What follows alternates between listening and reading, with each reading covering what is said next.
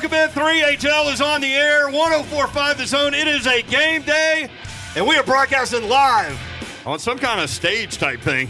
We're elevated at Nissan Stadium, right outside the outside the building. Yeah, in the team store. Oh yeah, my bad. At the store. Brent Doherty, Don Davenport. Hi. You are festive today. I got my Titan Santa hat on. Let's do it. Don's going to be handing out lots of presents to anybody that walks by. Is that what's happening? You're Santa? Titan Santa? Negative. That is a negative. Let me put these headphones on. I got a little extra padding with this hat. Crazy. And there he is. He's Ron Slay. Hey, I'm in the building. Best believe I'm in the building. Better be ready. I'm in the building. I ain't got no rules. Time to show. I love walking anywhere with you. People just start screaming various things. Yeah, I listen. Car ain't got no roof. Come on, man. I'm in the building. Come on, man. Lock the door. Go Sleigh balls. ride. Go sleigh ride. Like, come on, Babs. It's, Sleigh man. dog. Come on, man. It's real. That's Miss Smith's name for me. Really? Sleigh dog. I have heard it. Yeah. Hey, guess what, though? Hey, man, I told y'all, boy. I told y'all. Woo! We went hunting. What'd you tell us yesterday? I told y'all. You got to play physical. And if what you did are they do, Tennessee. Babsy? Oh, they brought the physicality, that's for sure. Wee. Olivia, Folky. listen. Man, Falk is, listen. Hey, man, we love you, Falky. Man, you continue to do that, my brother. Don't you dare go play pro. Don't you dare leave that city. You are a hero for life. You understand that? He is the fourth oldest player in college basketball. Man, guess what? He had a ball last night. Dude. And it was funny because as I was watching that Tennessee-Arizona game, I was thinking about what you were saying. You got to go down low and get into their body. You got to. Yep. And that's what they kept And doing. they fouled 3 guys out. Yep. Key guys, not just anybody. Folky drew 13 fouls himself. That is, you want to talk about an active player? Yeah. I feel like that game in and of itself was like not really revenge, but that was the comeback factor for Folky this year after last season. I'm back. This was it. This was his statement. Here you go. This is what I bring. This is what I can do. Anybody talking about last season, here. Let me just put this right here on film for you. And these are the games where I answer. Yes. You know what I'm saying? Like, that was big time. The big one. That was 2 really good teams. It felt like an Elite 8 game. Yeah. That was down the stretch of It the was thing. fun, wasn't it? That was turning. It was fun. definitely Fulkerson Fulkerson had a quote. He was asked, when's the last time you dominated like that? And he said, last night when I played Fortnite. Is that what he said? That was real. I love So it. he did say I that. love it. Man, big kid. Some basketball news. We'll get into that game in just a little while. Adrian Wojnarowski. How did I just? Whoa. I haven't said Woj's Just go name in Woj. so long that I just blew it. Woj bomb. It happens. ESPN story on the imminent NBA-NBPA agreement for reduced quarantines with COVID-positive players. Is coming everywhere. It's coming everywhere. So, the business at hand. San Francisco 49ers are in town. The Tennessee Titans, a 3.5-point underdog. Yeah. That Down hadn't moved? Down to 3 in a lot of places, actually, now that I say that. Hey, that's about how many offensive linemen the Titans are down to, actually. Yeah, Kendall Lamb, who three? was going to play left tackle for the injured Taylor Lewan, is in COVID list, however they say that. Now, so if you can play left tackle, This is the time. Go look for the locker room. Knock on the door. What's Ramon doing? He a guard. I don't care. What's Ramon doing? Christmas shopping. My man long gone, baby. Wait a minute, you were man. talking about that today. Like, Ramon, just signed a 1-day contract. Let's go. Although, shoot, with all the protocols, it's not even like you could pick somebody up off the street and throw him out there like in the old days. Right. It might You affect have the to whole wait. line. Yeah. Ugh. That's so when you look at the offensive line, it's Quesenberry at right tackle, who gave up, 2 sacks last week? Yep. Nate Davis. I'm sorry, I laugh because it's like, holy hell. Like, what are we supposed honestly. to do? Like, Yeah. that's your, I mean, that should be your reaction if you're Ryan Tannehill. It's got to be a joke. Right. But this is why he's uneasy in the pocket. I Yeah, this is even all of more these like- Oh, he's right about here. to be real Yeah. uneasy. So then I was like thinking- Todd Downing, you better work. You better work. you better work. Work it, girl. Better work, Downing. All right, right guard Nate Davis. Yeah. So I told Slay when I wrote down Nate Davis's name, that's a guy that nobody's really talked about, Yeah. which means he's probably playing pretty well. I don't know. Center Ben Jones, and then this is where it gets a little interesting. Left guard Aaron Brewer. Left tackle, I don't know. I mean, what are the options here? I mean the first option may be Dylan Radins, but how much has he practiced at tackle? I don't know. But you ain't gonna put Brewer there. No, typically. Oh, no. Typically, NFL coaches typically would rather just insert one guy as opposed to moving people. And so, like, you don't move Quesenberry because then you got a new guy at left tackle, a new guy at right tackle. Right. You know what I'm saying? Well, I mean, how often do you step into this situation, though? And I mean, you knew coming in that you weren't going to have Lawan, right? That you knew that. You knew where you were. You pretty much knew you weren't going to have Saffold. Mm-hmm. So you at least had some kind of, well, I say time to prepare. On top of it, you're on a short work week. Right. So you really just flat out don't have time to prepare. But you knew from the get-go that Lawan was done. It's just brutal because you're in a terrible spot anyway. It's ugly. Prior to this now new COVID. Now let's hope I'm assuming that was a random test, right? Or it could be he had symptoms and tested. Who knows? But I don't know. I mean, he put the story out there on Instagram. it was him. I wonder, did they have to test because of Devin Bush and those guys? I don't think so because the new protocols of just the randomly picked players to be tested is in place. That is. So that announcement came out last Saturday because we were kind of it kind of flew under the radar of the NFL changing their policy and not testing every single player every week. Mm-hmm. So that happened last Saturday, and so it was implemented from what I understand right away. Well, That it's an outside business that handles it that randomly selects players to test as long as there are no symptoms. you know what? So you're not testing everybody. So Quesenberry, Nate Davis, Ben Jones, Aaron Brewer, and maybe Dylan Radins. Maybe Ron Slay. Maybe anybody. Could be anybody. I tell you what, though. As nervous as I am, I'm that hype too. You're hyped and nervous. Nervous and hyped. Yeah, I'm more and really, I'm more hyped and nervous still, even with all this going on. You want to know why? Why? I'll tell you when we get back.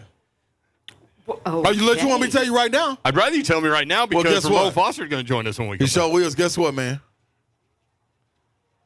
Anytime you disrespect a dog for one game, that dog will come out and hunt. Jeff Simmons was totally disrespected. Do you understand what I'm saying? Not only was he disrespected, his brothers know he was disrespected. Harold Landry got a chip on his shoulder too. But Bayard back here in the back saying, oh, now y'all got the game messed up. I don't get these picks and be all pro without this man acting a fool up front. You understand what I'm saying? And that's what he said. What's the Dude. difference from last year's defense?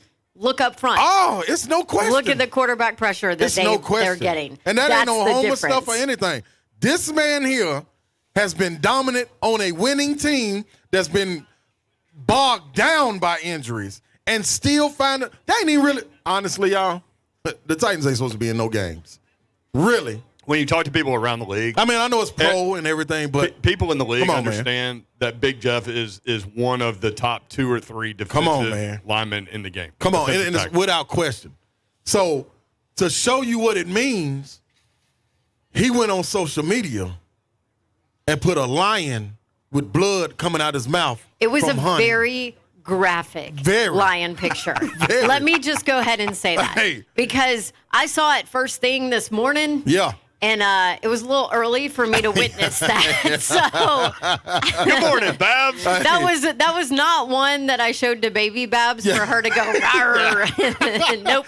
That lets you know. We skipped that picture of the lion. That lets you know, though, Babs, where his mindset is coming into this. Then I'm going to tell you, listen, from a player's perspective, you ride into a beautiful sunny day like this on a Thursday night, and you were disrespected by whoever it was, but it's one person playing tonight.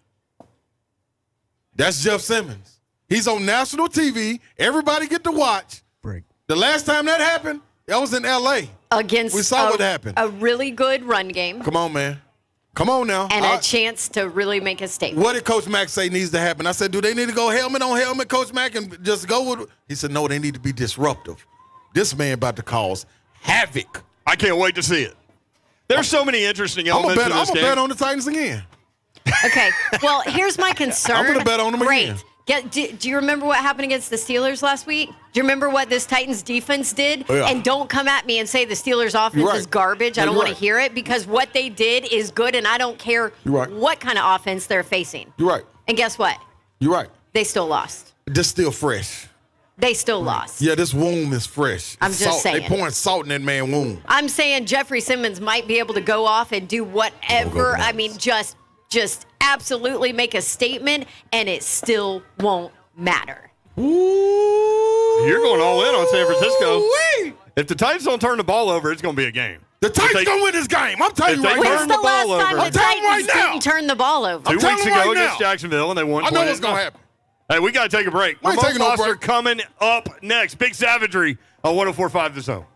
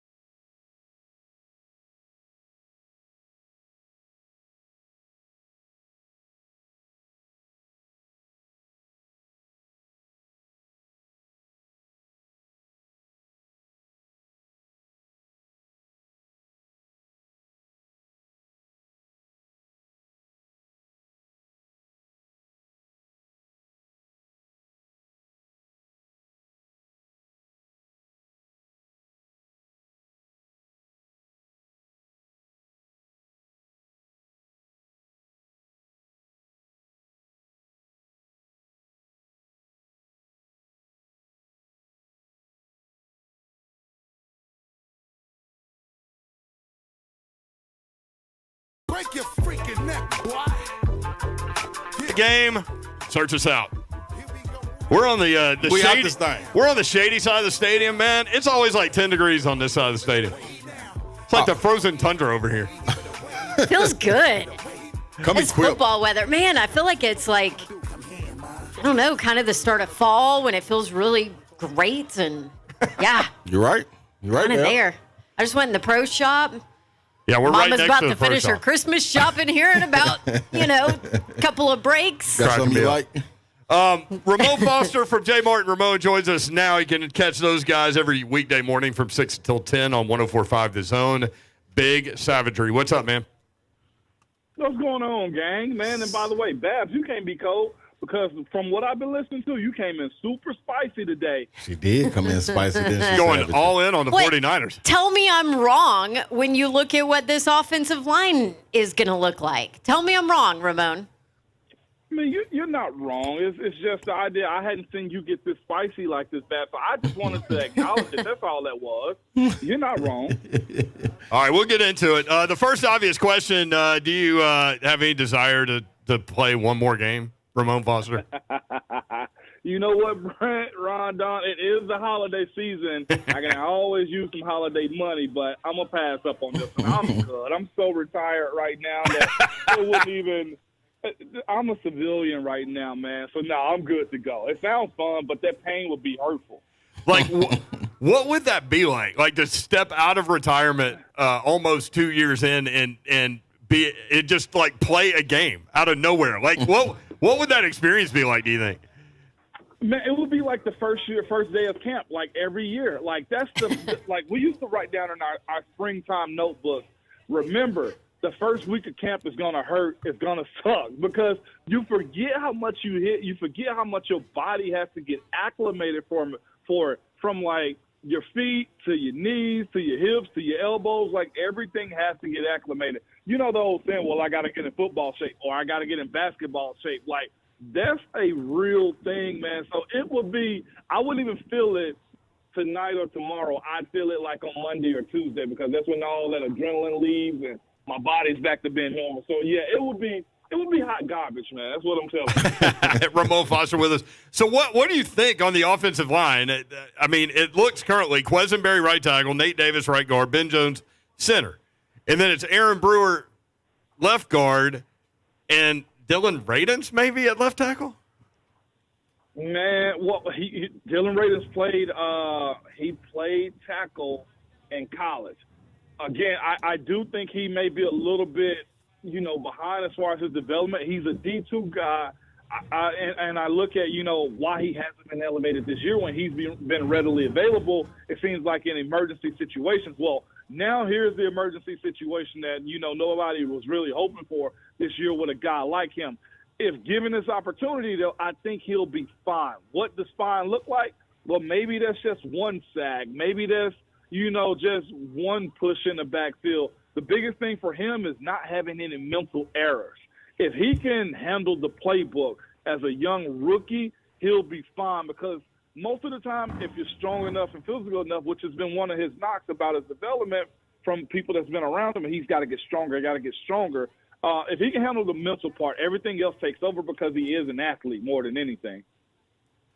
Nick Bosa has got to be licking his chops right now. 15 sacks, I think, right? Like, I mean, just phenomenal football player. Okay, I'm going to give y'all a little secret about some of the best pass rushers in the league. They are very opportunistic, okay? They looking for an opportunity to sniff out, I don't want to say the weak link, but you guys know what I mean by that. If there's an opportunity for them to say, hey, I want this guy. I was talking to a football buddy of mine yesterday. I was like, guys like him look for the candy bar because everybody want a bite out of him. And that's what J.J. Watt has done. You look at some of the guys in the league, like look at Big Jeff, the way they move him around, or Harold Landry. They game plan and do stuff to put guys like a Nick Bosa in position to make a big play. Why would you not do that? If he's proven that he can get to the quarterback a lot better than everybody else on your team, find me the candy bar. Case in point, last weekend, you knew Aaron Brewer isn't Roger Saffold, and that's no knock. Saffold's just that good. But first play of the game, where were they putting pressure at? He just got steamrolled, and it was the worst way to start off a game with a TFL that far back. That gets you going. So that happened to me, too. I don't want to make it seem like I was invincible or anything like that. Hey, I got tested by Ron. You know who he is, Sean Ellis. Big cat. He came and saw me with the Jets and was like, hey, I'm coming right here just so you know because you're the newbie. That's part of life, and you got to stand tall in them situations and earn your stripes. I got pushed back. Dylan Radins is probably going to get pushed back. If Derwin Gray is in there also, he's going to have, a learning curve. That's the natural progression of what we like to call earning your stripes. I really like Arden Key too up there. I mean, they're really active on their defense, and Fred Warner at middle linebacker is another guy that we're going to have to monitor. Really good player. Oh, no doubt about it. I said it on our scout meeting Wednesday. He's probably the closest thing they've had to Pat Willis in a long, long time, and y'all know how good that dude was. Heck, he's in the conversation right now as far as being a Hall of Famer, and I think he only did like 6 or 7 years. So I'll tell you about his impact as a player, man. And Fred Warner, he is as good as advertised. Like that. Savage, you talking about a person licking their chops, ready to get to it. When you got what happened with Jeff Simmons, and I said it, you can call it disrespect, you can call it snub, whatever you call it, it's being left out and not being patted on your back for what you feel like you went out and done. The man's trained all summer to get ready for this moment, and then he's on a winning team and is honestly anchoring that team. Like nothing else happens behind him if nothing is taken care of in the trenches. This man went on social media, put a line out there hunting just to say what his mindset was going to be for this game. What do you expect from him coming into this matchup? Y'all know when they used to hand out like mixtapes at like college, parties and stuff like that. Yeah. Or you get a demo disc from a new artist and it says for motivational purposes only. Yeah. That's what that snub was. Okay. Yeah. And it just so happens that news broke the day they have a game, or the day the day before they have a game. So he gets an opportunity to go put that out there already. You don't have to wait on Sunday. He's going to be a guy that you're going to see a lot of emotions out of. He's going to be a guy that you're going to appreciate that you have on your team tonight. Like, I know that O-line for the 49ers is real good, but that chip on the shoulder that Jeff has is going to stay there. And you know who I've seen walk through this is the guy that actually beat him out, Cam Hayward. I saw him just begging for that recognition, and we said we want to. Everybody wants that pat on the back. Everybody wants that, hey, man, welcome to the club moment. And Jeff missed that, and Jeff has done enough for him to be able to get that invitation. It sucks because he plays D-tackle, and he's got 3 guys on that made Pro Bowl that you can't really say, man, no, we got to move him for you. DeForest Buckner, solid. Cameron Hayward, solid, and all-pro. And who's Chris Jones, solid, all-pro. Yeah. Buckner, he can get out. But Indy is hot. The fan base, for some reason, has come out of nowhere. And it's just a bad position. I've seen this story before, and it was Cam Hayward. The next year after that, Cam went to he made Pro Bowl and he made first team All-Pro. Again, this is for motivational purposes only tonight. Yeah. I love it. Ramon Foster with us. Here's one thing that I think needs to happen tonight. I think they've got to figure out a way to push the ball down the field. All right? Tannehill, take 4 steps, let it fly. San Francisco, number 1 in the NFL in pass interference. I'm taking shots at that. No doubt about it, and that's the reason you have so many people in the scouting department to figure that type of stuff out, the analytics. I don't think the Titans are a huge analytics team, but they are a team that, hey, they're a smart group, and that's what you better do. Emmanuel Mosley's not there. PFL, just got to throw that out there. Man. But if you're smart about it, you do that. The thing is, though, Brent, as much as I'm riding with the idea that this group is going to band together, there will be a learning curve of maybe a quarter and a half until they catch their time in as far as what Tannehill is doing in the pocket with the new guys. So if he got time, I'm pushing it. If he doesn't, Brent, make this the fastest game in America tonight. Run that ball and hit your quick plays and get out of that stadium with a dub. How much pressure do you think the defense feels to be next to perfect out there? A lot. Yeah. And they won't mention it because it's a team sport. It's a lot, Brent. And I've been in that situation before to where they wouldn't say it to our faces when we had one of the best defenses in the world, and our offense was kind of doing this. It was kind of sputtering a little bit. But you hear the team meeting where the DC, defensive coordinator, saying, guys, we got to give this week. You're just thinking to yourself. I know they're saying they got to give because we're not holding up our end of the bargain. But, again, it's three phases, offense, defense, and special teams. And that defense is corrected itself from last year, and they're doing the job. And it's nobody's fault other than the injuries are terrible. COVID is terrible for a season like this. And you just say, man, thank y'all, and give them gift cards to Kane Prime or Bourbon to stop the truth. I love your honesty. By the way, if you're listening and you don't know Ramon, he played for the Steelers. So. 11 years. Honestly, being real. Yeah. Those locker room conversations where the defense was like, man, when y'all, you know that joking, when you hear the truth and people jokes, man, when y'all going to get it together? I'm like, I don't know either. Just keep doing what you're doing. Yeah. Let me ask you this. How much pressure is there on Todd Downing? On Todd, a lot, because he's got to be creative with a little. And the reason I say that is because we're all judged off of just results. And respectfully, I'll say this, okay? Nobody cares about the labor pain. Just deliver the baby. Okay? That's happening to a locker room full of guys. And Coach used to put that on us. Look, I don't care if we're down 5 men today. Just give me the baby, man, and the baby is the dub. And that's what they're going to judge him on. And, like, when Todd Downey's doing his review and trying to get a new contract or, you know, he may be a head coach candidate somewhere, they're not going to look at, you know, oh, man, I'm sorry. In that San Francisco game, y'all were down like 7 guys on offense, man. Okay, we'll forgive that. No. They want to see what your stat line was and if you won. Yeah. And that's just the nature of the business. Get nasty. It gets nasty. Ramon Foster, at Ramon Foster on Twitter, 11 years with the Pittsburgh Steelers, to Don's point, and VFL. How about that Tennessee win against Arizona last night? Huge. Okay. I loved it. We were in my living room watching it with the boys and stuff, and one of the biggest things I was telling them, because my kids are tall, and naturally coaches want to put them at center. And, of course, I'm looking at him, and I'm like, watch Spooky. Look at his move. Look at how patient he was. There was a lot that went into the game that I was impressed with how good of a coaching job Rick Barnes did. And in that second half, they figured out we can attack the post because Spooky is just so doggone savvy to where you have a guy who's going to be a bona fide first-rounder and Kennedy Chandler that was making a point to dish the ball to him and let him do work. And they fouled out 3 important guys on that team to where it was like, okay, that's the plan. Keep feeding him the ball. And just watching the unselfish play of all of those guys together. And I even text Ron during the game. I'm like, you know, is this a spot for a guy like the Amani Bates, you know, where he can come to a team and develop? And the only reason I say that is because it's always Tennessee versus Memphis.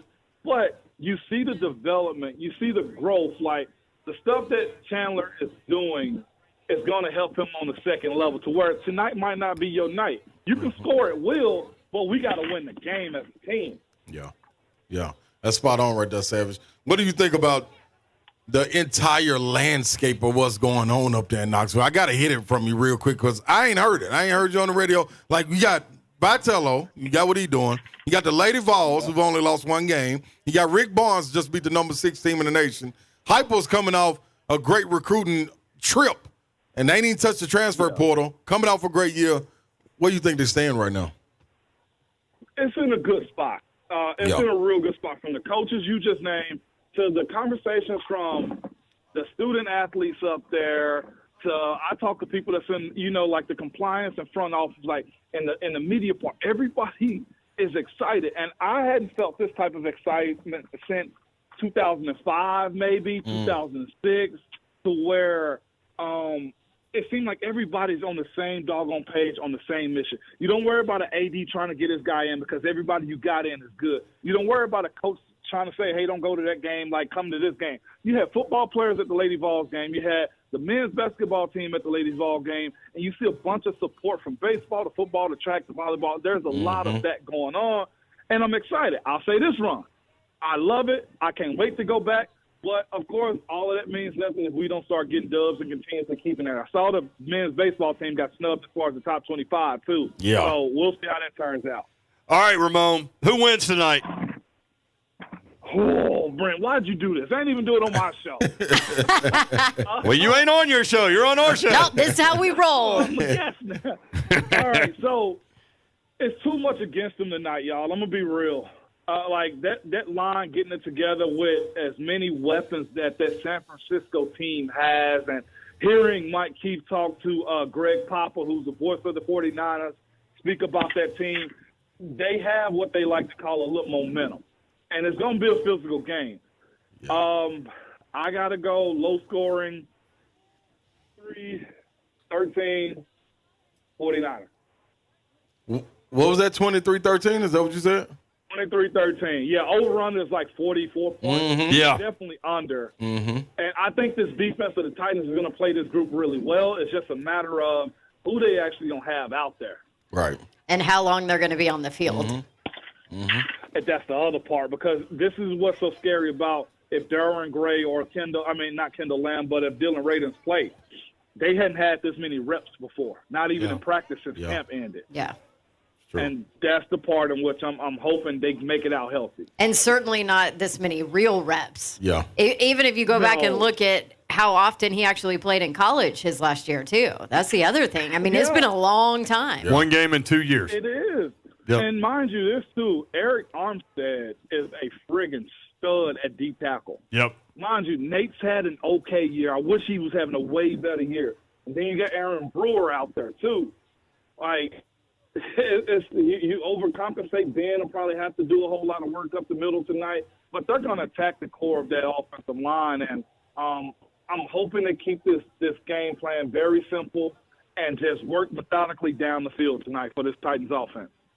Like that. 15 Chip away. 15 yards, shotgun snaps, and throw it as far as you can. Screen, run, Screen, quick hitters. Welcome back 11, right? Yeah. Yep.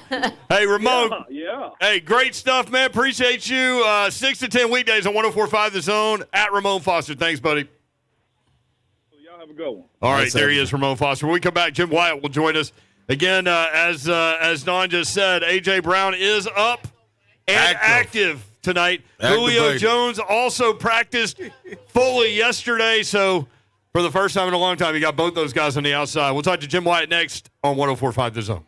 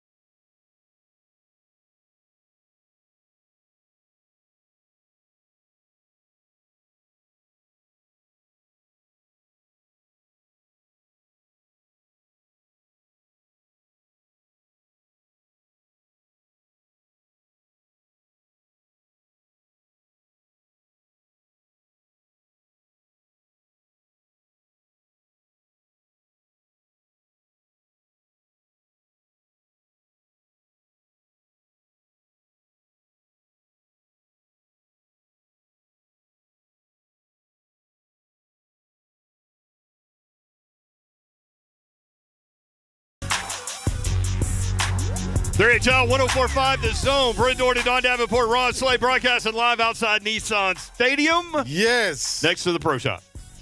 And you know what? I'll wait since we got somebody. Because I got something to say. Huh? all I was gonna say is, man, I hear y'all. Babs, Savage, I hear y'all. You can't talk me off this ledge, man. I just think it's different, man. I know what it's like when you done been disrespected, man, and you got to go out there on national television in front of everybody, and ain't nobody playing no games, only you. They got to watch you, man. The defense gonna score. That's right. Keep it off, Kirby. The defense gonna score. I'm telling you right now. What's gonna happen? Jeffrey Simmons, not Big Jeff. He gonna go back to Jeffrey. Jeffrey Simmons is about to wreak havoc. Man, he gonna be all in Jimmy G little pocket. Yeah. There's only so much you can do. Well, it's gonna be enough. I'm just saying. It's gonna be enough tonight. I'm telling you. If this was Sunday, I'd be like, yeah, y'all got it. Not tonight. Let's talk to Jimmy. Jim Wyatt. Jim Wyatt gonna think like that. Not Jimmy Garoppolo, but Jimmy Wyatt joins us from TennesseeTitans.com. Jim, what's up? How are you, man? I'm doing great. How you guys doing? Beautiful day here for a Thursday night football game. It is a Jim. beautiful day at Nissan Stadium for a Thursday night game, and the Titans making a lot of moves. One of them is, of course, A.J. Brown being elevated today. That's huge. Yeah, that's the good news, certainly. And, you kind of felt like it was coming. He'd been working to try to get himself ready so he'd be available the minute he was eligible, and that's what happened. So they've got A.J. Brown back. Julio Jones is available. I thought Buck put it pretty well on his show today, just saying that Julio's available because you just don't know. Haven't really been able to predict too much about what he's going to be able to give you from week to week, but he is expected to play. So Ryan Tannehill will have his weapons at his disposal. It's just going to be a matter of if he has time to get him the football, which I'm sure you guys are going to ask me about it, the protection. Yeah. Yeah. I mean, at the end of the day, Jim. what do you, Jimmy, what do you do? Yeah, I mean, it's crazy because it's a short week, and then what you still, in the short week, what you practiced even yesterday and what you went through, during the jog through with on Wednesday is not what you're going to be able to use a day later because of the latest, which is Kendall Lamb going on the COVID list. We knew that Taylor Warner wasn't going to be available. It looked like Roger was going to be able to. I think he would have been playing this week after missing on Sunday with the shoulder, but then he gets taken out with COVID. So you got your starting tackle, and then your top backup is now unavailable, and your starting left guard. So I think at guard, the answer is probably pretty simple. You slide Brewer in there. Yeah. What happens at tackle, you're kind of limited on what you can do. I mean, because you just don't have enough guys who have worked there. So I think who slides into the conversation has got to be Dylan Radins. They signed Kristen DeLauro from the practice squad, at least elevated him for the game, so he's available. But you're just limited on what you can do, and I think that's where Radins comes into the conversation. And so hit on Radins because I actually had somebody on Twitter that said, "Who's that?" Now he's a second round pick. I mean, he was highly touted, drafted. We just haven't seen a lot of him, Jim. Yeah, and he's the guy that was drafted to be playing right now. To be honest with you, instead of David Quisenberry, and just because they have worked him at guard and tackle, and they've kind of been patient with him as far as his development goes.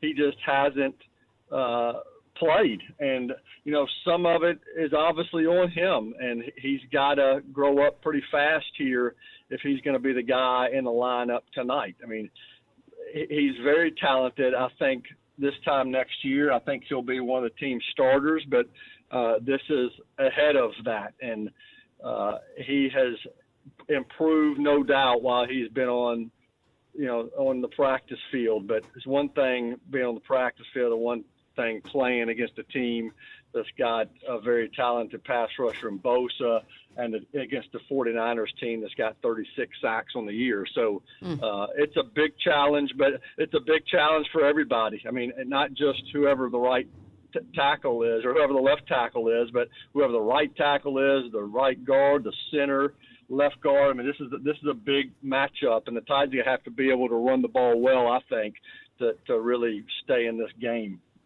Yeah, I mean, that's an obvious question. Can the offensive line hold up with guys like Nick Bosa running around? The other obvious question is, can they protect the football? Because, I mean, that's the stat everybody's been throwing around. The last 3 losses, 13 turnovers. They have got to figure out a way to protect the ball. No doubt. I mean, you've in the last 3 losses is 13-0 too. 13 giveaways, 0 takeaways, and you're not going to win many games like that. So I think that's, obviously, not turn the ball over. I know the defense all week has talked about need to do their part. They need to create turnovers. They need to make some plays themselves. So, the turnover battle is important. I think, I mentioned running the football. I think, being able to run it is big for a number of reasons. And one of it is obviously it helps you stay out of those 3rd and longs where the 49ers can just come at you. But another part of it is if you're running the ball with some success, you can get some of that play action to work and you can take some shots downfield. So that when you have a running an offensive line that's banged up, that's what you try to do is you try to establish the run. There he is. He's Jim Wyatt. Follow his stuff, TennesseeTitans.com. Also at Jay Wyatt Sports on Twitter. Jimmy, appreciate you, man. Have fun tonight. Thanks, Jim. Okay. Y'all have a good one. Thank you. Appreciate it. There he is, Jim Wyatt. It's interesting, too, from a defensive standpoint. 49ers have the best offensive lineman in football, left tackle Trent Williams. So they will try to run behind him. They'll get some combo blocking going with him, and the defense is going to have to step up. And that's the thing. Like, there's no margin for error out there. Right? Like, so I get that Elijah Mitchell is going to miss his 3rd straight game, but Jeffrey Wilson for the 49ers, 110 yards and a touchdown on the ground last week against Atlanta.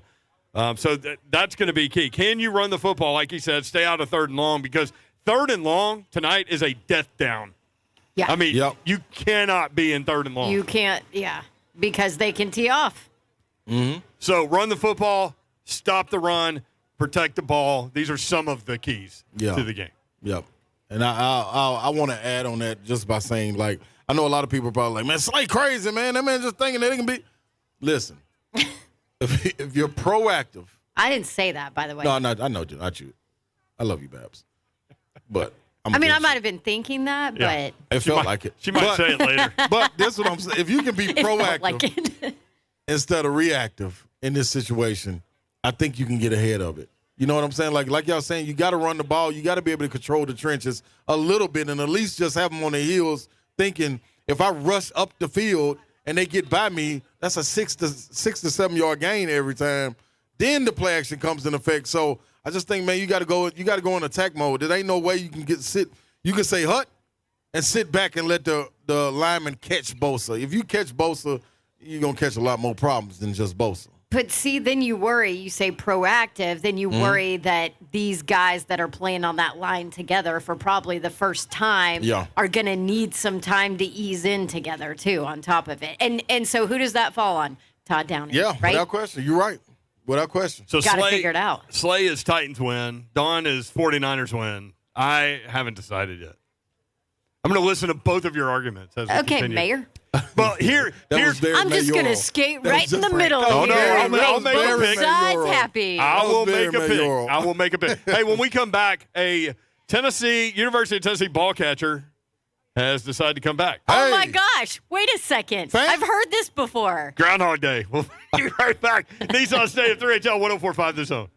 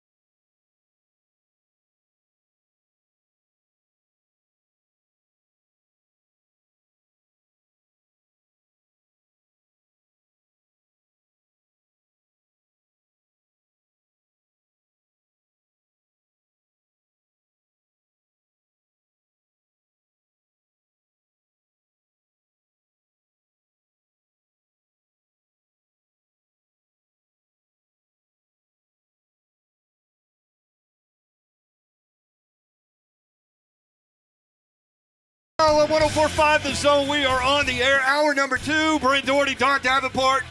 Hi. And there he is. He's Ron Slay in Titans Blue. I'm in the building. Come on. Best believe I'm in the building. Hey. Better be ready. Why? I'm in the building. Come on, man. Time for the show. Tell you that's how Big Jeff coming in today. As hyped as you were last Come night on, man. for Tennessee's win against Arizona, Believe I'm in the building. you got a double dip tonight. Yeah. 2 nights in a row. Yeah, it's him. And I'm ready for it. By the way, if you're not following Ron Slay on Instagram, you need to. Ooh. 2 videos last night. Pure gold. Yeah, I did. Yep. I did put that the first one out, too. I forgot about that one. That one got overshadowed. Were said videos after a drink or two? You know what? Actually, I was dry last night. Okay. I was all awkward natural. No, I was on High C Orange. Oh, that'll Yeah, do it. Why? I had to get a little Ron Why? McDonald's. You almost sent me there. You almost made me. I was like, man, my boy having a good time. Look like I need to have a good time. But I'm very superstitious. We had a little neighborly get together last night. Yeah. Watch So, Tennessee, Arizona. if I start away for the game, that's how I'm going to end the way for a game. So if I'm drinking at the start of the game and they winning, I'm going to keep on throughout the whole game. But they was winning when I turned it on, so I just stayed where I was. Well, last night ended with an Instagram video from Slay in his backyard with a grill I wasn't in the backyard. I was in the forest. and a flashlight aimed up on his face. It was terrifying, Slay. Yeah. I had to let y'all know what I was doing. You were looking for Arizona Wildcats. I was looking for Wildcats because the little Tigers got away. The little Memphis Tigers, they snuck away. Somebody must have put them in some little cargo and got them on back down 40 West. But them Wildcats, they couldn't. Titans a 3-point underdog tonight here at Nissan Stadium. We've seen a lot of 49er fans walking around. There's one right there. What up, buddy? Okay, Have fun 49ers in the Nashville. building. They're in the building. There The are. opposing fans are always they always get here early. Well, here's the thing. Wouldn't you want to leave the state of California? Right now, most definitely. It's too expensive to live there, I'm man. in the building. I'm in the building. Do it again. Come Do on, it boy. Hey. Come on, little dog. Do it again. Come on up here. There he is. Oh, you're about to be Come on, on hurry the up. You could have stage brought your ball. You too. could have brought your ball with you. There we go. What's your name, brother? I'm in the building. I'm in the building. That's his name. That's what I'm talking about. What's your name, man? What's your name? Abel Wilmore. Give me some. My man. There Good you go. job. Good job, buddy. We got him in Have the fun building. in the game. He's got the 17 Tannehill jersey on. Yes. He might. Ooh, we'll see how clean that jersey looks tonight. Listen to you. There are so many things, so many bits Titans of news. fans want to rip my head off right now, by the way. You know what? I think you are the voice of reason, honestly, for Titans fans right now. I mean, it's crappy reason, but on it paper, is. there's no reason to think the Titans should win this game. Right. Yeah. On paper. But morally, And it's happened before. And Mike Vrabel and the That's squad. my conflict. Okay. all I'm But saying this is different. and they got a defense too, is all I'm saying. Them boys good, nasty, and they ain't beat up like the offense is. These boys healthy over there on this other side. Them linebackers, and guess what? They can rotate them in and out now. So it's back like it was early in the season. The only person we're missing is David Long, for real. No. Them boys, hey, and Cunningham, man, are you talking about being disruptive? Man. I'll tell you this. When I went back All right. and watched the game again, that's a guy that really stood out to me. I'm like, honestly, wow. In the front seven, in that run game, because, I mean, he's got his fits for sure. But there was one play where he went running through an offensive lineman, went running through another, I think, tight end at that point, and then made the tackle. Yeah. That man is Wild Man. He should change his name to Wild Man because he's wild out there. Like, you got to be controlling wild. the run game, that's for sure. A.J. Brown is active and will play tonight. Hey, somebody like that. In fact, there's A lot of A.J. people. Brown standing right Tannehill there. likes that. I tell you what. If we TB could throw it to him. Oh, there's Bill's Mafia still in town. Look at that. Y'all still down there? What happened last time? Yeah, wait a minute. Who would No, want to you go don't back wanna to talk about Buffalo? that. Somebody get that man a table. See, You don't want go, to talk about that last visit here? who would want to go back to Buffalo? Like if I live in Buffalo and I come down I to just Nashville, move here, yeah. I'm moving. Guess what I would do, though? I There's would a follow him Steelers around. fan next to him. I would follow him around and have a table, and I tell him get on this stage and show me really how much of a Bills Mafia fan you are. Show me right now. Oh, Because if you don't jump we off need there, our stage. no, I want him to jump on the table. We got a folding table somewhere? Then we'll find one. Oh, he's going Oh, in. here go Look one at right him. here. Find us a table, man. Moses. Mo was like, No. No, you're not going to jump on our promotion Man, we got table. the police here. It's cool. We're going to be all right. Put a little tourniquet on him. He'll be straight. We know how to do that now. See what We did. We learned how to We do learned that. all about it in our class. Yeah, he'll be all right. Yeah, if you guys walk by with an arm injury, we got you. We got you covered. We know how to stop the bleeding. I did see 2 Packers fans walking by earlier, too. Okay. There's my guy, Randy. Randy Smith. What up, You walk man? by our table, you get called out. So will. I hope hopefully Randy is supposed to be here. Yeah. You know what I mean? Right. Anybody that we say hi to, like Sandy, hey Sandy, she just came by. Sandy Anybody Dix. we say hi to, hopefully you're supposed to be here. All right, so A.J. Brown is active and will play. Julio Jones, full participant yesterday. So for the first time, and I can't even remember, you got both those guys available on the outside. Maybe. I mean, we never know with Julio. Like, what are you going to see from him? I mean, you could get that one run down the sideline where he's wide open. But you can't throw it to him because you have no. There you go. Guess what? Yeah. There you go. Tannehill's not going to have enough time to let that develop. There you go. I wonder what Tannehill theme song is coming into the stadium today. What is he listening to? I don't know. What goes Easy. with get rid of the ball? I think Tannehill probably needs to smoke a joint or two, honestly. Oh my gosh. Did you really just say that? Sir, that's real. He needs to go out to need to be Cali relaxed. No, instead. seriously, can you think San about Francisco down here, maybe they brought something. who in town has more anxiety today than that guy? I know, right? And that's my thing. Like, I am pumped full of anxiety. Yeah. And there is no way Tannehill is not on a different level. Man, I mean, he's looked shook lately. True. Shook. True. And now, I mean, Dylan Radins, I don't care that he played tackle all throughout college. He played Yeah. for North Dakota State. Mm-hmm. That's a very different trench to be in. Let me ask you guys this. Let me ask y'all this. Just about trench warfare. That is, Yeah. We that got is a different Tannehill That's smoking a- joints to calm down. It's wild out here. We got trench warfare for Dylan Radins. Let me ask you this, though. If the defense scores Yeah. and special You are teams score, so on this defense. man, listen, at this point in the season, you got to take it for what it's worth. I believe in them. Like, they ain't show me nothing else, no other reason Oh, I not to. believe in 'em. Okay, so let me ask you this. But it happened last week. Yeah. And it they did their job. They It did did. more than their job. It did. And it didn't matter. It did. And Ryan Tannehill still got killed. It did. And they still turned the ball over 4 times. it did. And they still lost. It and did. it still didn't matter that defense was as bad as they are. It did. Okay, But carry on. I say all that to say, if this defense score, which we know can happen at home, let's just go by the last home game we saw. The defense was serious. 4 takeaways. They go out there and they score. And then Against the special Jags. teams scores also. That's 14 points. Well, the key to that game, the Titans didn't turn it over. So let's say if the Titans turn the ball over 0 times tonight, then what? I'm telling you exactly what. There'll be a field position game. Yeah. Big Randy, you need to have your leg working. Have that thing good and wrapped. Big Randy. That's my boy. I'm the big Slade's telling Big Randy. Randy. Have that thing ready to cock and load it. I appreciate that you use the word big instead of fat. Thank you. Yeah, Me too. but yeah. So I'm just saying, like, Pittsburgh was a field position game. The problem with that, and they would have won it, is the ball was turned over. The line, the line horrible. Let's just go and get that out the way. The line's horrible. And I ain't talking about the gambling line. I'm talking about the offensive line. The line's horrible. But They've been horrible. yeah, What's the next word for tonight? yeah, we can't. This is not on these airwaves. Oh, that's right. We're not allowed to use those words. But what I'm saying is this defense, man. Like I'm walking over there as a competitor, and I'm telling Tannehill and them, "Hey, y'all, listen.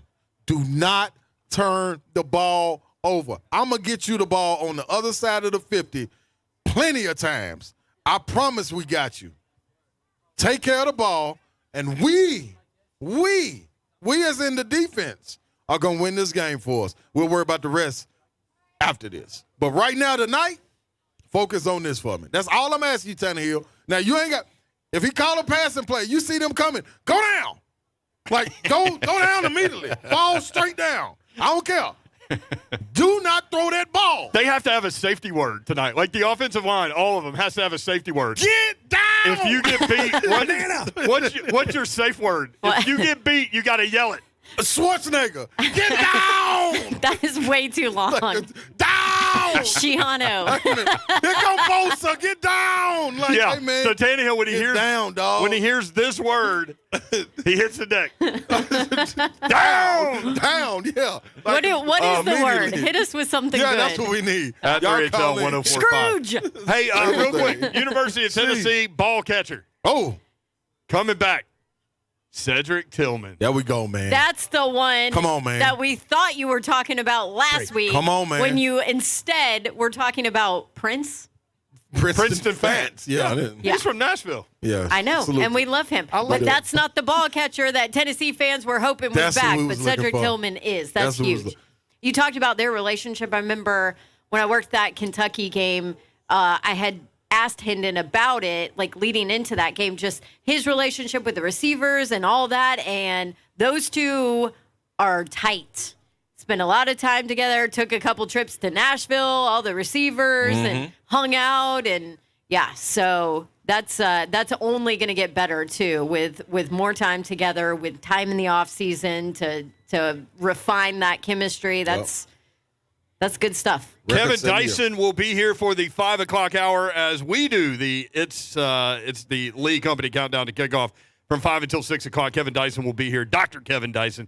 When we come back, it's time for a film session with Greg Cosell, executive producer and analyst for NFL Matchup, senior producer for NFL Films. We get him on a game day. Greg Cosell next on 104.5 The Zone.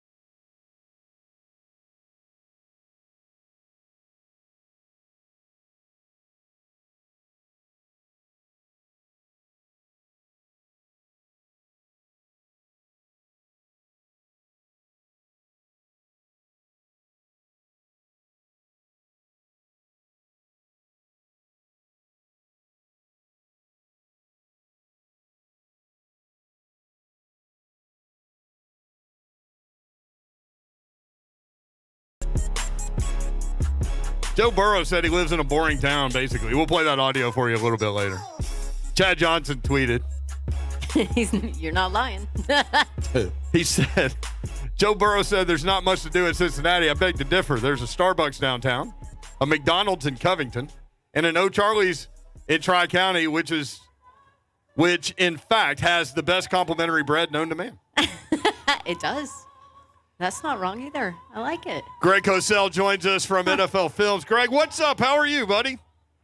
You know, Brent, my guess is if you wanted to do other things in Cincinnati, you could probably find them as well. But, I don't know about that kind of stuff.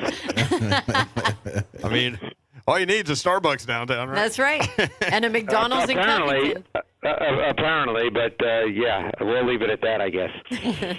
How hard is it to evaluate this Titans team because of the amount of turnovers that they have out there? Like, can you get a good read as to what they are right now? I think I can, yeah. I mean, I believe so. Yeah, would you like to discuss that? Yes. What do you How about think they're a team that turns the ball over too much? Yes, as we broadcast live from Nissan Stadium in front of a lot of Titans fans. How's the weather for the game tonight? Perfect. That's great football weather. Yeah, Perfect. it's not bad. 50? It is. Beautiful. Yeah. Yeah, it's currently 57 degrees. Wow, that's nice. I think turnover is always hard to kind of evaluate because of how they come about. But what I found interesting is they know what their issues are. So, for instance, they come out on the first play against Pittsburgh and they call a shot play. Yeah. And they have Jones, who ran right by Cam Sutton, and it's just representative of their season because they're obviously playing with Brewer at left guard, who I assume will start again tonight in Saffold's place, and he's struggling a little bit with Wormley, but he'll probably get him blocked. Okay, and then Hilliard just grazes Brewer after the play fake, and Brewer loses all his leverage and his technique, and Wormley sacks Tannehill. That is so reflective of their season. The opening play of the game, which could have been, a 60, 70-yard touchdown, whatever it would have been, ends up being a sack, and it just is, that kind of sums it up.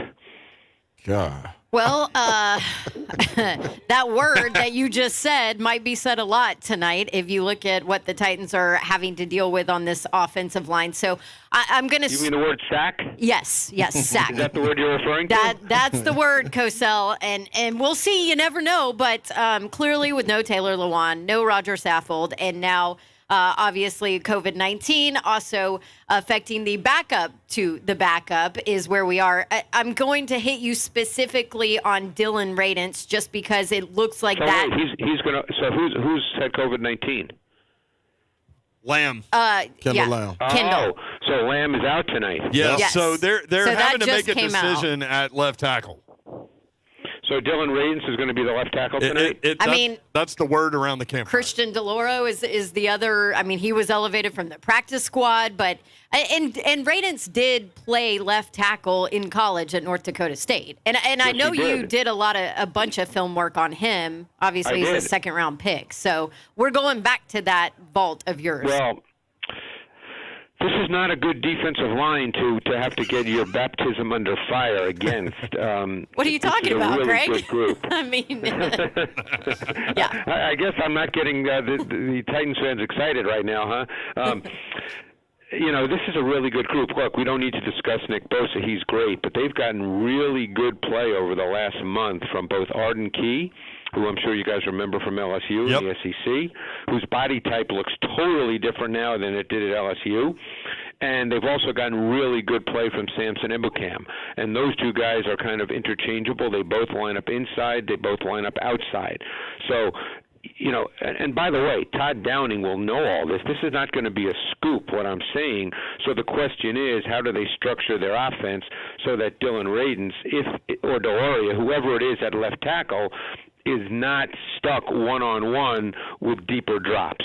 So you're just going to have to account for that, and that creates some other concerns in the rest of your offense depending on down and distance situation, because you can control those kinds of things in normal down and distance. It becomes much harder to control when it's 3rd and 8 or 3rd and 9. So, they're aware of all this. Like I said, this is not news, but now what happens is first down becomes such a critical down for the Titans in this game. Such a critical down. Couple of things. Can they insert a long snapper at center and just go like 15 yards back in the shotgun? Is that something they could do? Or maybe just institute the West Coast offense in a short week and just throw it quick? This is going to be one of those games, and I'm sure Mike Vrabel, given his background, because he started out as a special teams phenom, I'm sure this is one of those games, given a short week coming off a really disappointing loss, where he's harped on this must be, a full team kind of game. All 3 phases must be a major factor in tonight's game, because based on recent history, they're not likely to put up 30 tonight. So, maybe it'll happen. Who knows? That's why they play these games. You never know. But just based on what's going on, when you come off a game in which the longest completion to a wide receiver was 13 yards to Chester Rogers, you don't necessarily come into this game thinking that, hey, you're going to light it up in the pass game. Although, I guess A.J. Brown and Julio Jones are playing, correct? Yeah, well, A.J. Brown is definitely back. Julio Jones is available. Yeah, he practiced fully yesterday. What does available? I'm available too, but what does that mean? That's my, I guess, yes, you can say he's going to play, but we just never know with Julio, right? Right. So, obviously A.J. hasn't played in a number of weeks, but we'll see. So maybe they'll feel that, he can really sort of light a fire in this pass offense. Yeah, I'm sure what they'll try to go back to is what has been so successful for them with that bang play action off the run game where they get him on the slant routes and hope run after catch. Because, look, you do want to attack the corners for the Niners. The Niners have played a lot more zone in recent weeks because they're trying to protect their corners. Josh Norman is at right corner. I assume the rookie Ambry Thomas, who played all but 3 snaps last week, will be at left corner again. So they've been playing a lot of split safety because they don't want to give up the seams, and they're trying to protect their corners. I'm sure that the corners will probably play a lot of off-bail coverage, and they'll try to get that bang play action, which we used to see so often, where Brown would catch, a quick slant or a glance route, and he'd have room to run. I'm sure you'll see them try to get that part of their offense working tonight. Greg Cosell with us on 3HL, at Greg Cosell on Twitter. Greg, obviously San Francisco's won 5 out of their last 6. What has been the key to their success in recent weeks? I would say their starting point on offense is the run game, and that's led to Garoppolo being very, very efficient. And then I think defensively, their defensive line has played really well, and they've got one of the top 2 or 3 all-around 3-down linebackers in the NFL, and Fred Warner, who's really a good player. What do you see from Jimmy Garoppolo? Well, there's no mystery to what Garoppolo is. Garoppolo is a timing rhythm player. He needs to hit the back foot and have the ball come out. He needs the throws presented to him within the scheme and the play design so that he can hit that back foot and the ball can come out. They don't want him to have to drop back 35, 38 times a game. This past week he had 23 dropbacks. In 3 other wins in this stretch where they played well, I think he's had 25, 22, and 19 dropbacks. They're not a passing team in a strict sense. So, therefore for fantasy people, they don't get a lot of targets for a lot of their receivers, but they're very efficient. They're a volume running team. Normally they have very good production running the ball, but they're a volume running team, and they play almost 50% of their snaps, if not more, out of base offensive personnel, meaning they either have a fullback use check on the field or 2 tight ends. So I would assume you're going to see the Titans playing a lot of their base front, which is essentially a 5-2. I really like Deebo Samuel and what he gives them at the wide receiver. He likes you too. At the wide receiver position. They'll also line him up, obviously, at running back, and they call that the Deadpool package, which I love that name. Talk about him as a player and what you see on tape from him. Well, you know, he is a physical guy. I mean, he's built really solid. He's actually built more like a running back than a receiver. He must be a pretty smart player because they use him in the run game with multiple run game concepts. So somewhere along the line, he needs to be taught that. Now, very often with backs, and the way the Niners teach their run game, they teach it in a very precise way.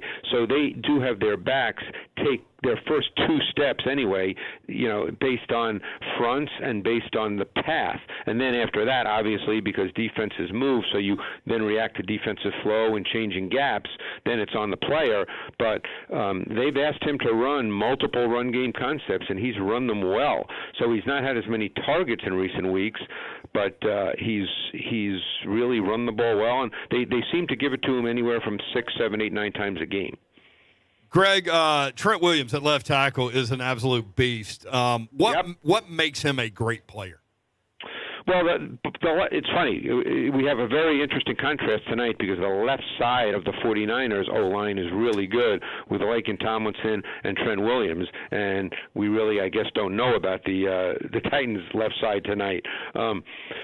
Williams, you know, I'm not an offensive line guru, but you know, one thing that I enjoy watching with offensive linemen is the way they move, and he is an athlete. I'm sure that the technique and all that's really good, but because they're an outside running team, their foundational approach is outside zone. It starts there.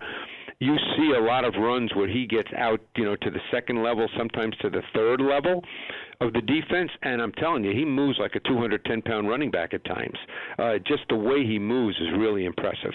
Looking at the Titans' run game, let's talk a little bit about Deontay Foreman. The Titans, 2 of the last 3 weeks, have been over 200 yards rushing. What are they getting done up front? Because they're certainly not protecting Ryan Tannehill, but they are presenting holes, it appears, for Deontay Foreman. No, Foreman is kind of a methodical, measured runner. He's got a little short area burst, but he doesn't really have any juice. You know, he's not a guy that when he gets to the second level that he will explode. He's kind of your true sustainer. Hilliard gives you a little more juice, but it appears that Foreman is the number one back in the way they want to play. You know, he's closer to a Derrick Henry if you want to play the same way than Hilliard is. But yeah, they've had some success running the ball. I think they'll attempt to do that. Niners have been pretty good against the run, so you know that's a good matchup. You know, but you're right; it's been the pass protection that's really been an issue. You know, again, that's why they know this, and tonight could be even worse. So they're going to go into this game with an approach that try to minimizes the limitations of Brewer at left guard, and if it is Radens or Deloria, it's going to, I assume, one of the two. So they're going to have to try to deal with that. George Kittle, San Francisco tight end, unbelievable pass catcher, spends a lot of time in Nashville. Good blocker, too. What do you see on tape with George Kittle? Yeah, well, he's the best overall tight end in the league in terms of multidimensional ability. I'll be very curious to see how much man coverage that the Titans play because he'll be Kevin Byard's assignment, and that could be a really, really fun matchup to watch. You know, depending on how much man coverage they play, and I imagine they will play a good amount of man coverage. So, you know, that'll be a fun one to keep an eye on. Kittle's really, really good. He's an interesting guy because he doesn't look smooth when he runs, but he's pretty explosive. I remember being at the Combine the year he came out, and he came out the same year as O.J. Howard, who, of course, was the big-name tight end that year, and everybody talked about Howard's athleticism because he's smooth. And Kittle, all Kittle's measurables were better than Howard's.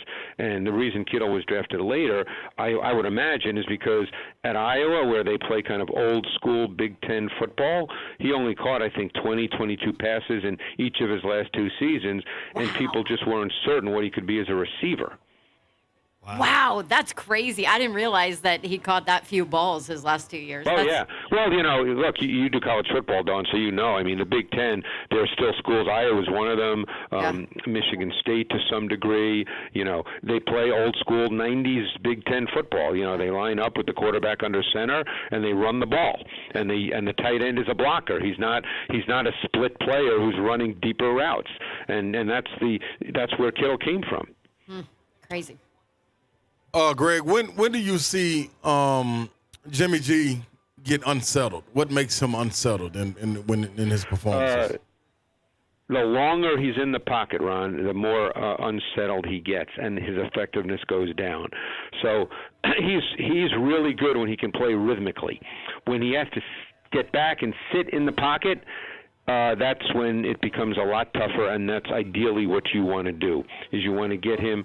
He's not, to use the term that's often used, he's not a late in the down pocket thrower. He's got to get the ball out. He's got to hit his back foot, and the ball's got to come out. Gotcha. You talk about unsettled. This is, I don't know. Brent had said it, probably 3 weeks ago, probably a month ago, that Ryan Tannehill looks like he has the yips back there. How much do you see, maybe the word's not panic, but, I mean, maybe it is unsettledness, maybe it's nerves, maybe it's, I call it shook. What do you see from Ryan Tannehill on film? Yeah, I would never use the word panicked on, because that kind of gets into a guy's head. Intense, yeah. Whereas unsettled, you can see by body movement that a guy is unsettled. Yeah. Keep in mind, Tannehill became a starter. What was it, 2019 it was?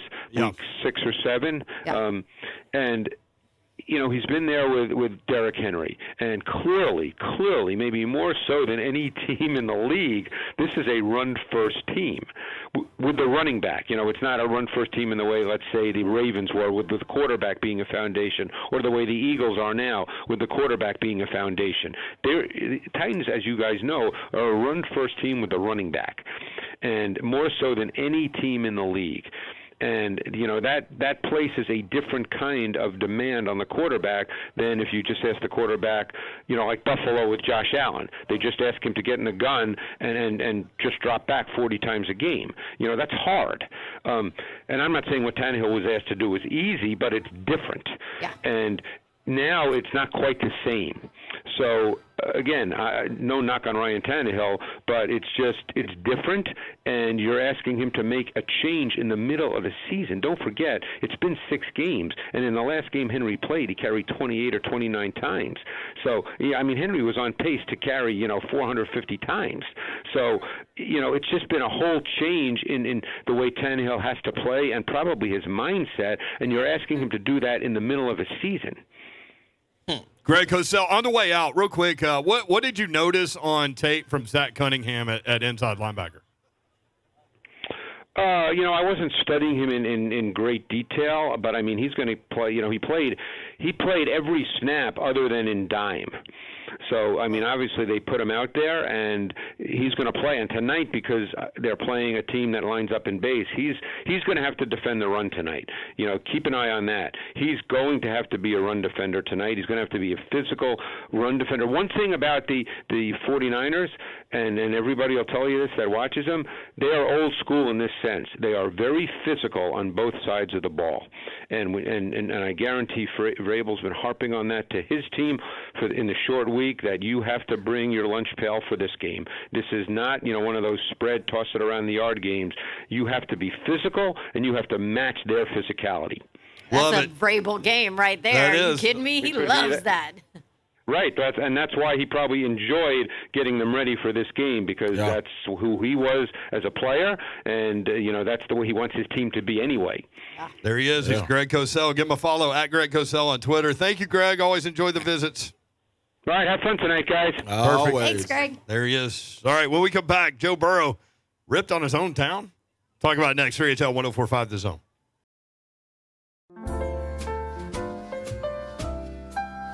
How did Benny afford all these Christmas decorations? Where'd she get the money for this? Dear Benny the dog, thanks for choosing the home loan expert for your cash out refi. You were able to get $52,000. Oh, my own dog got a better deal on her refinance than I did. I knew I should have gone with the home loan expert.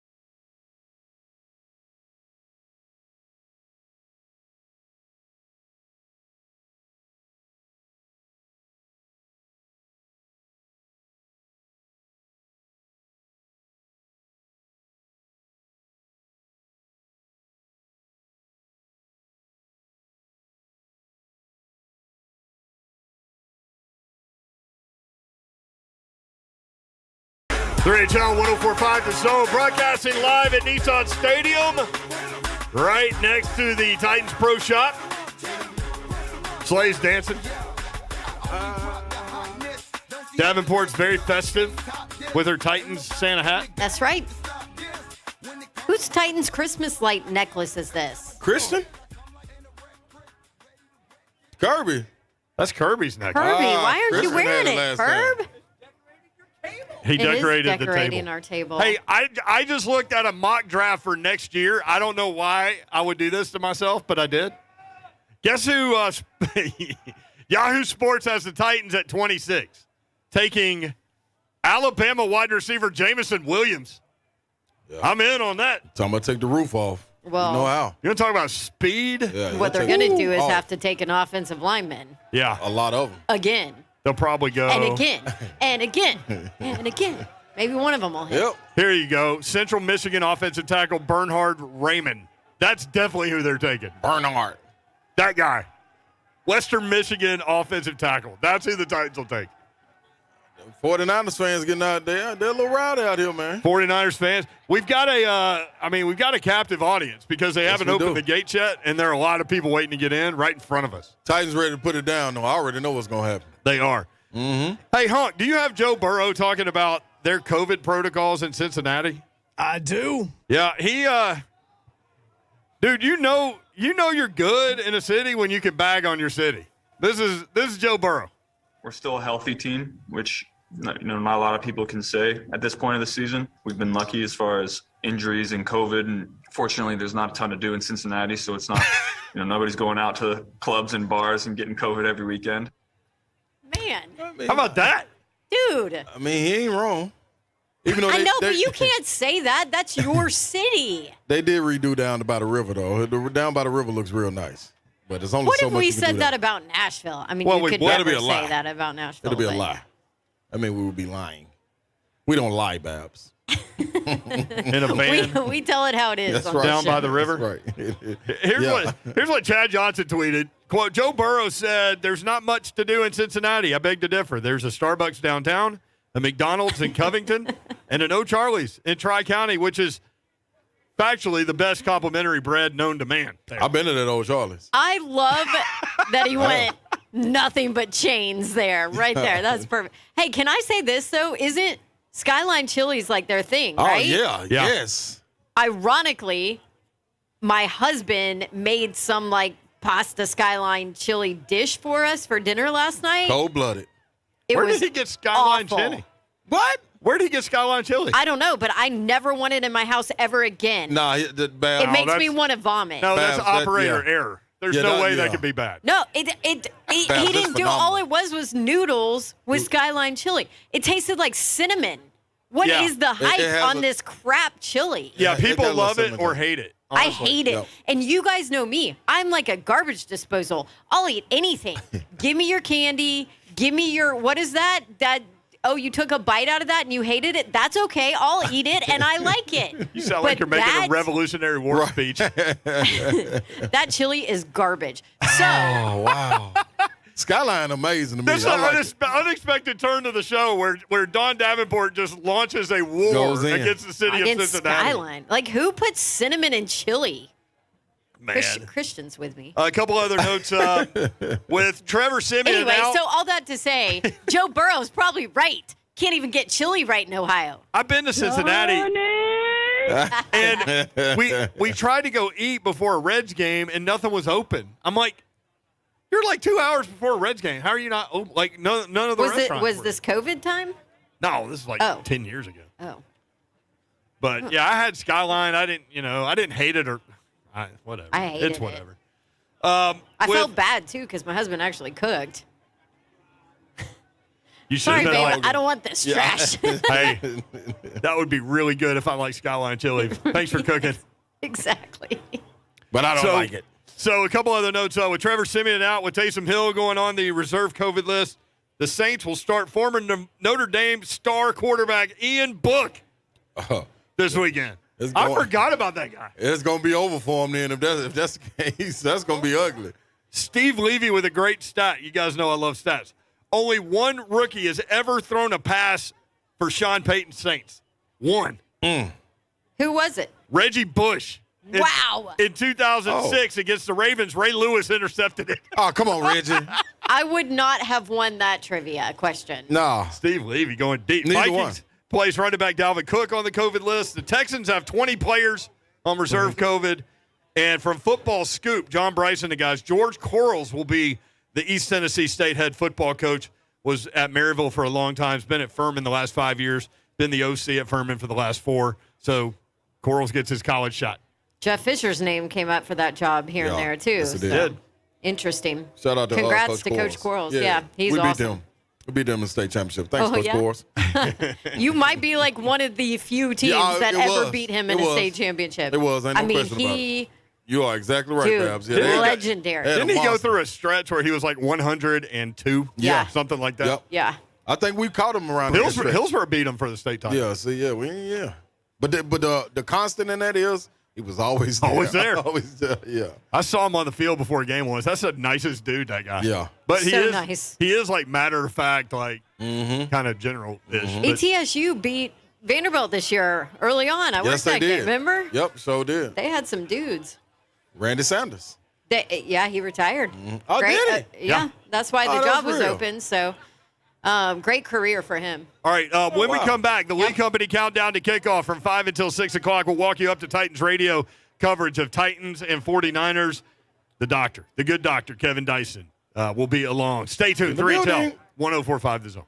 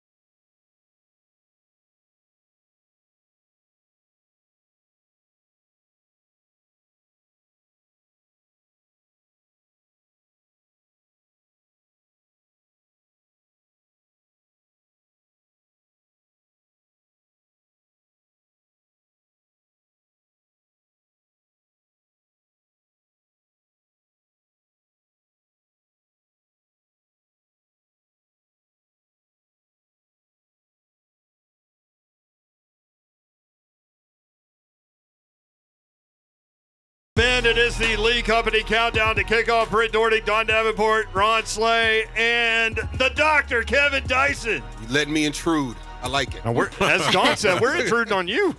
I said, thanks for letting us do your show with you. Yeah. Mm-hmm. Dr. Dyson is in the building, people. I appreciate y'all, man. This is it's nice weather right before Christmas. Who would have getting a thought we'd little be here dang near chilly. 50 degrees, you know? Yeah. I know, we're complaining about 55 degrees. Like, it's cold over here.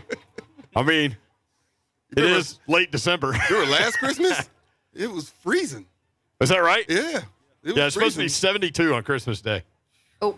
That's my kind of Christmas. That's what they keep. That's the temperature they keep dome stadiums. Like, that's the perfect temperature. That's perfect temperature. All right, they have just opened the gates. They're letting people in. San Francisco 49ers, Tennessee Titans, and you can hear the 49er fans, Dyson.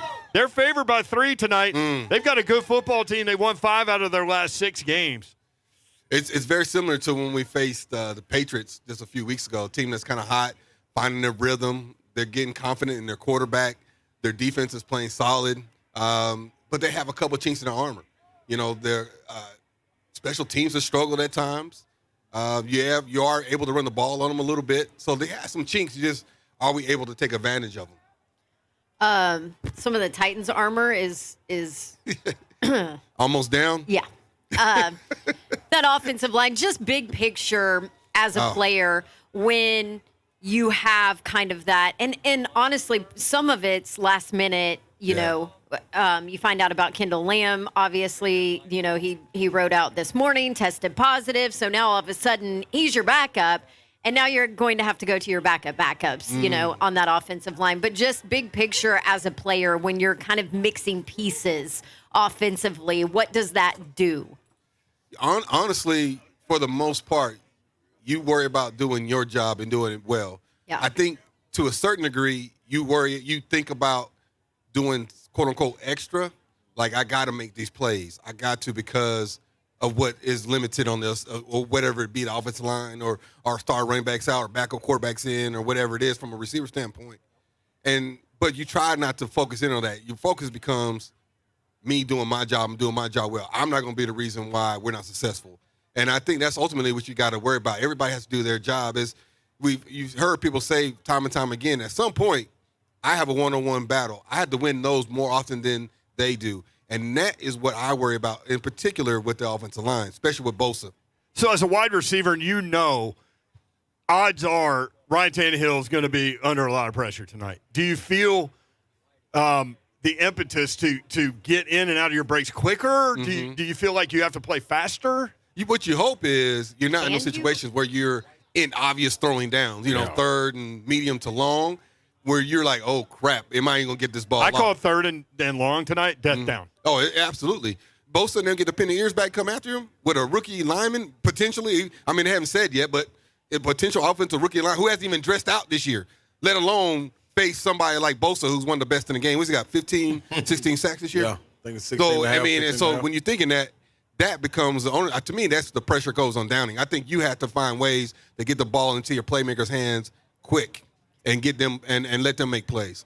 That rookie did play left tackle in college at North Dakota State. For one game in the last 2 years. One game in the last 2 years was not Nick Bosa on the other side of there. I'm just going to throw that out there.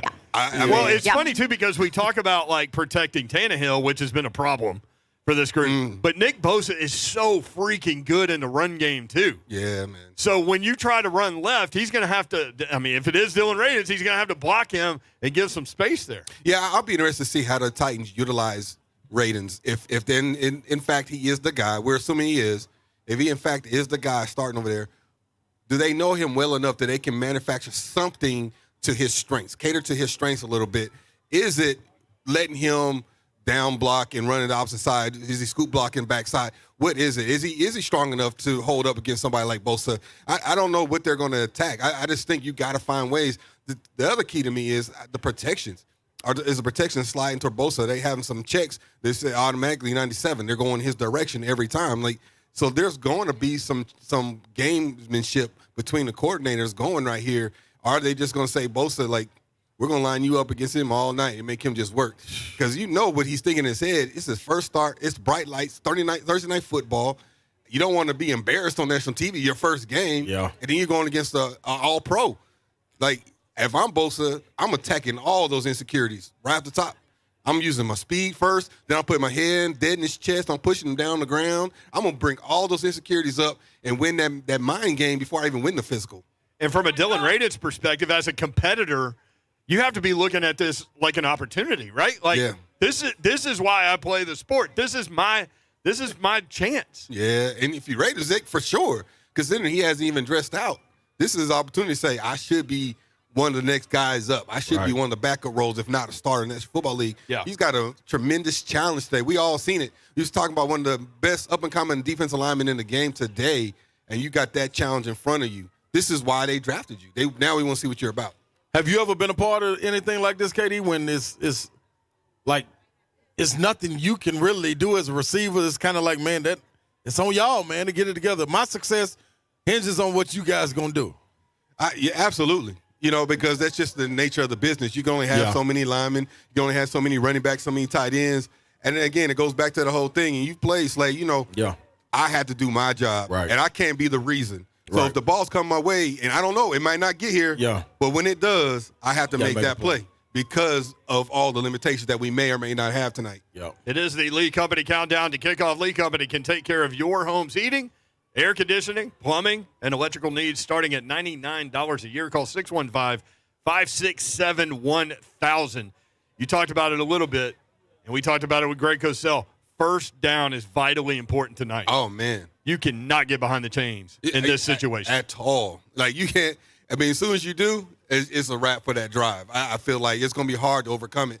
Now, granted, we haven't seen a whole lot of innovation from an offensive standpoint. I love to see them do some things, getting the ball into their hands real quick with A.J. Brown especially. He's one of the best in the game, in my opinion, with running after the catch. Yeah. Just get the ball in his hands. Just let him see what he can do. Get him involved. Get him excited. Get the crowd excited. Yeah. Get the offense excited. Get the defense excited because right now we put the whole emphasis on the defense. Defense was not the reason why they lost last week.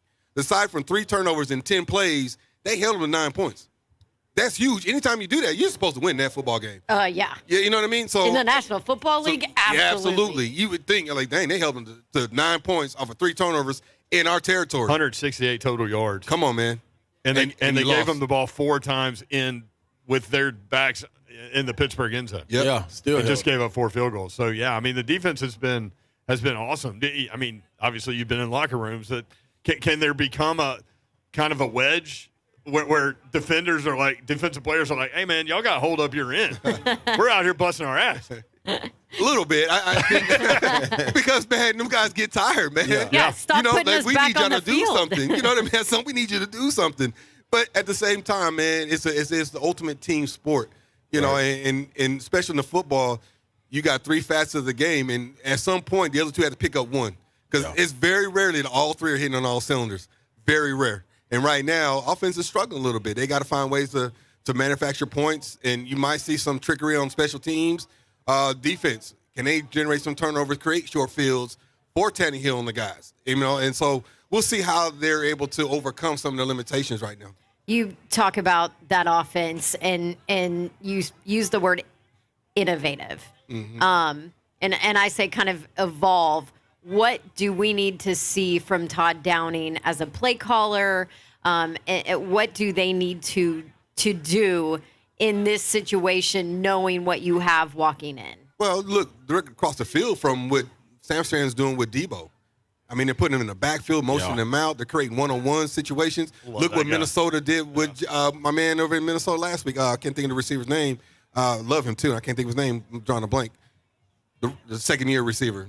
Really good. Jefferson. Thank you. Yeah, Jefferson. Thank you. Yep. And you look at what they're doing with him last week, motioning him out of the backfield, trying to create one-on-ones for their playmaker. Yeah. Trying to create situations. They're getting them narrow splits. They're doing different things, creating one-on-ones. Mm-hmm. And that is what we haven't seen.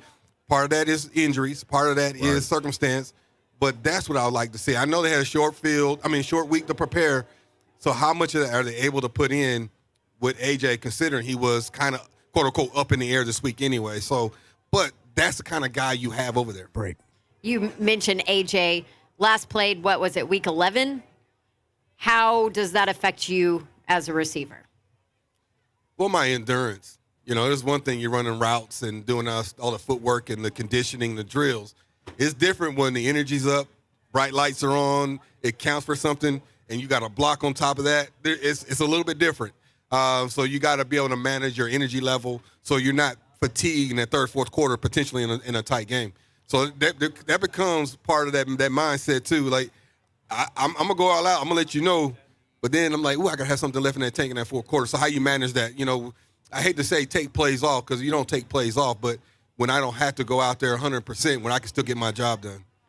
On a Thursday night, national TV, everybody watching, everybody talking about how your team is slipping. And And a weakness of the 49ers, cornerback. Yep. So good time to come back. It's a good time to come back. However, and we know their limitation is secondary. Yep. But they're up front, they're so good. So they can. Yeah. So what do? They protect if them, I'm them, I'm going to make somebody else beat me in the passing game. I'm going to say my guys up front can stop the run, and I'm going to double team AJ unless Julio's out there too. But even if he is, I'm not going to let him beat me. One of your other guys going to have to beat me, and they didn't do it last week. And they had a good week the week before that, but they haven't really shown to be game breakers just yet. They're solid receivers, but they haven't been the A.J. Brown that we've seen in his first 2 years in the league. We'll talk about that more when we come back, the throw game. What kinds of things can you do when you're going to face this kind of pressure to protect your quarterback and matriculate the ball down the field? Matriculate. He is Dr. Kevin Dyson. This is the Lee. I don't even use those words. They matriculate. Yeah. That's a Hank Stram word back in the day. This is the Lee Company Countdown to Kickoff.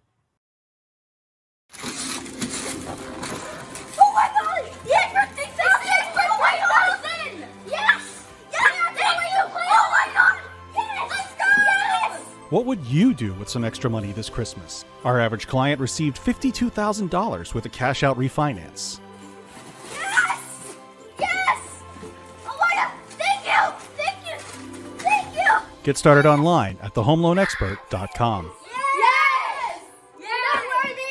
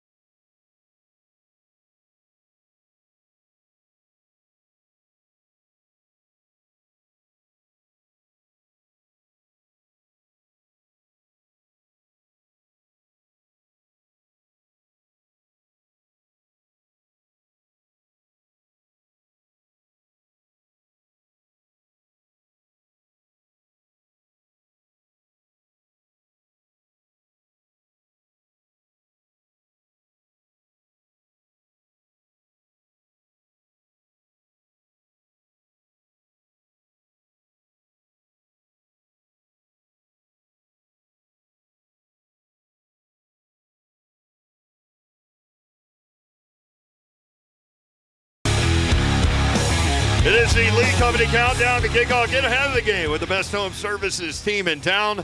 From air conditioning to home improvements, Lee Company is the team to call. 615-567-1000. Brent Doherty, Don Davenport, Ron Slade sitting in for Blaine Bishop and Mickey Ryan. We've got the doctor, Kevin Dyson, here, breaking down Titans 49ers. I'm telling you, man, we all love this city, right? But, to have an event like this in town, nationally televised weeknight game, Like Christmas coming break. up. Yeah. This is awesome, man. It's so different. I mean, don't get me wrong. We were the biggest show in town 20-some odd years ago, but it's amazing to see the growth of the city, man. And if you've been here in the last 20 years, it's great to see this growth and people coming from all over to – I mean, it's interesting to support their team, but they're here, even when it wasn't always the case. This guy just said he's from Arkansas. Just walking by. Heard you say that. Good to see you, bro. Ain't that crazy? Yeah. Man, I love it, though, man. It's special. Talking about the throw game, all right, we hit on it a little bit. A.J. Brown has been activated if you're just getting in the car and listening. He's good to go tonight. Yeah. Julio Jones practiced fully yesterday. I would anticipate him going, but as Don said, you never know with Julio because And how long if he does. He's dealing with that soft tissue thing, and when you're dealing with that during the season, I mean, all you need for that is rest, and you ain't got time. And you don't have time for rest. So can they, if you're going to take, like, shots, can they utilize him for those times when they're trying to take shots where they're both in the game type thing? Because to me, they haven't used him in the way that I've seen his whole career. He's been a bang 8 type guy, speed in type guy, use his big body, catch those guys, bounce off him, run and catch after. We haven't really seen that with him. And so – and that's probably because of the hamstring, right? some of it's part of the hamstring, some of it's offensive philosophy as well. That's not necessarily been their thing. Other than A.J. Brown, who has – we've seen limits of that as well. Team started sinking the linebacker right into that throwing lane and try to force him. I mean, seen the pick against the Colts. So we've seen glimpses of that offense, but the inconsistency with those guys being in the lineup, we kind of seeing how that has overtaken this offense. And then losing the King, as you mentioned, not having that home run threat. Although Foreman has been very good for this offense. They've rushed for 200 yards, I think. Two of the last 3 games. Thank you. And that's saying something, right, without him in the game. But there's still that element of the elitism that Derrick Henry presents, that some of those runs would have been touchdowns. Yeah, he gone. And that shows you why he is who he is. Yeah, open up the door. Let me ask you this. This is a game, we're talking about the offensive line, we're talking about receivers. If it's a game where guys can emerge, the tight end is still, we saw Jonnu last year be able to shift and become a blocking guy. Yeah. Can we use that now? And, I mean, like, I know the tight ends haven't done what they were supposed to, what's expected as far as Ferguson go. But now, man, you got to move these guys in, and now it's time to blow up. You got to come to play. From a athleticism standpoint, right? Jonnu and even Delaney before him, they were put fear in defenses. They had that athleticism, that speed element where you couldn't, if you left the linebacker on, it was a 50-50 for you. You know, I might win now, I might lose that one. Right. You had to, like we'd had to think with Kittles, you got to put Kevin Byard on him. Yep. You got to put one of your other speed guys on him, if you will. Yep. And I don't know if Ferguson and the guys have that kind of fear, invoke that kind of fear into the other defenses. And they block well, and they, we're a run-first team. Right. But they don't necessarily have that stretch the field guy in the vertical inside. Now, I also think this week, they're going to have to chip, help block, create 6-man fronts, maybe 6-man blocking front, 7-man with the running back, assuming. Right, exactly. So there's even less of an impact they can have in the passing game and things of that nature. Now, they may get out late because they're staying in blocking and they dump to them late and create big plays that way, and we've seen that happen from a time or two.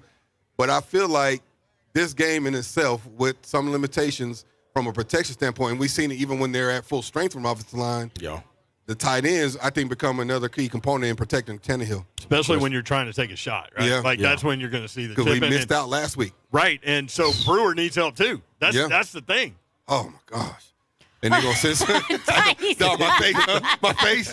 Your face just said exactly what everybody was thinking. Yeah.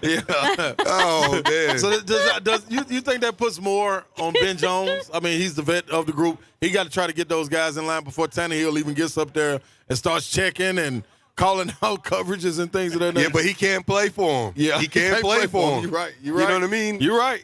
Everybody got to do their job. Everybody got to do the job. What I worry about is the mindset of Tannehill, and we've seen it already, even with his offensive line there of I forced throws, I'm trying to get rid of it. Yeah. The things of that nature. When last week, when Julio Jones came wide open, he got hit. He couldn't, and so that I want to see how that affects his mindset.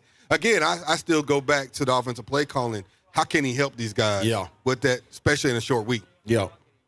I think that's spot on. We saw that with the Rams game. I think Sean McVay, different type of guy, but he was able to roll that pocket. They was on Stafford's head. Yeah. But he was able to roll that pocket out. Are we going to see that from an athletic Tannehill? I mean, of course, it's a new line, but golly, it's just so much.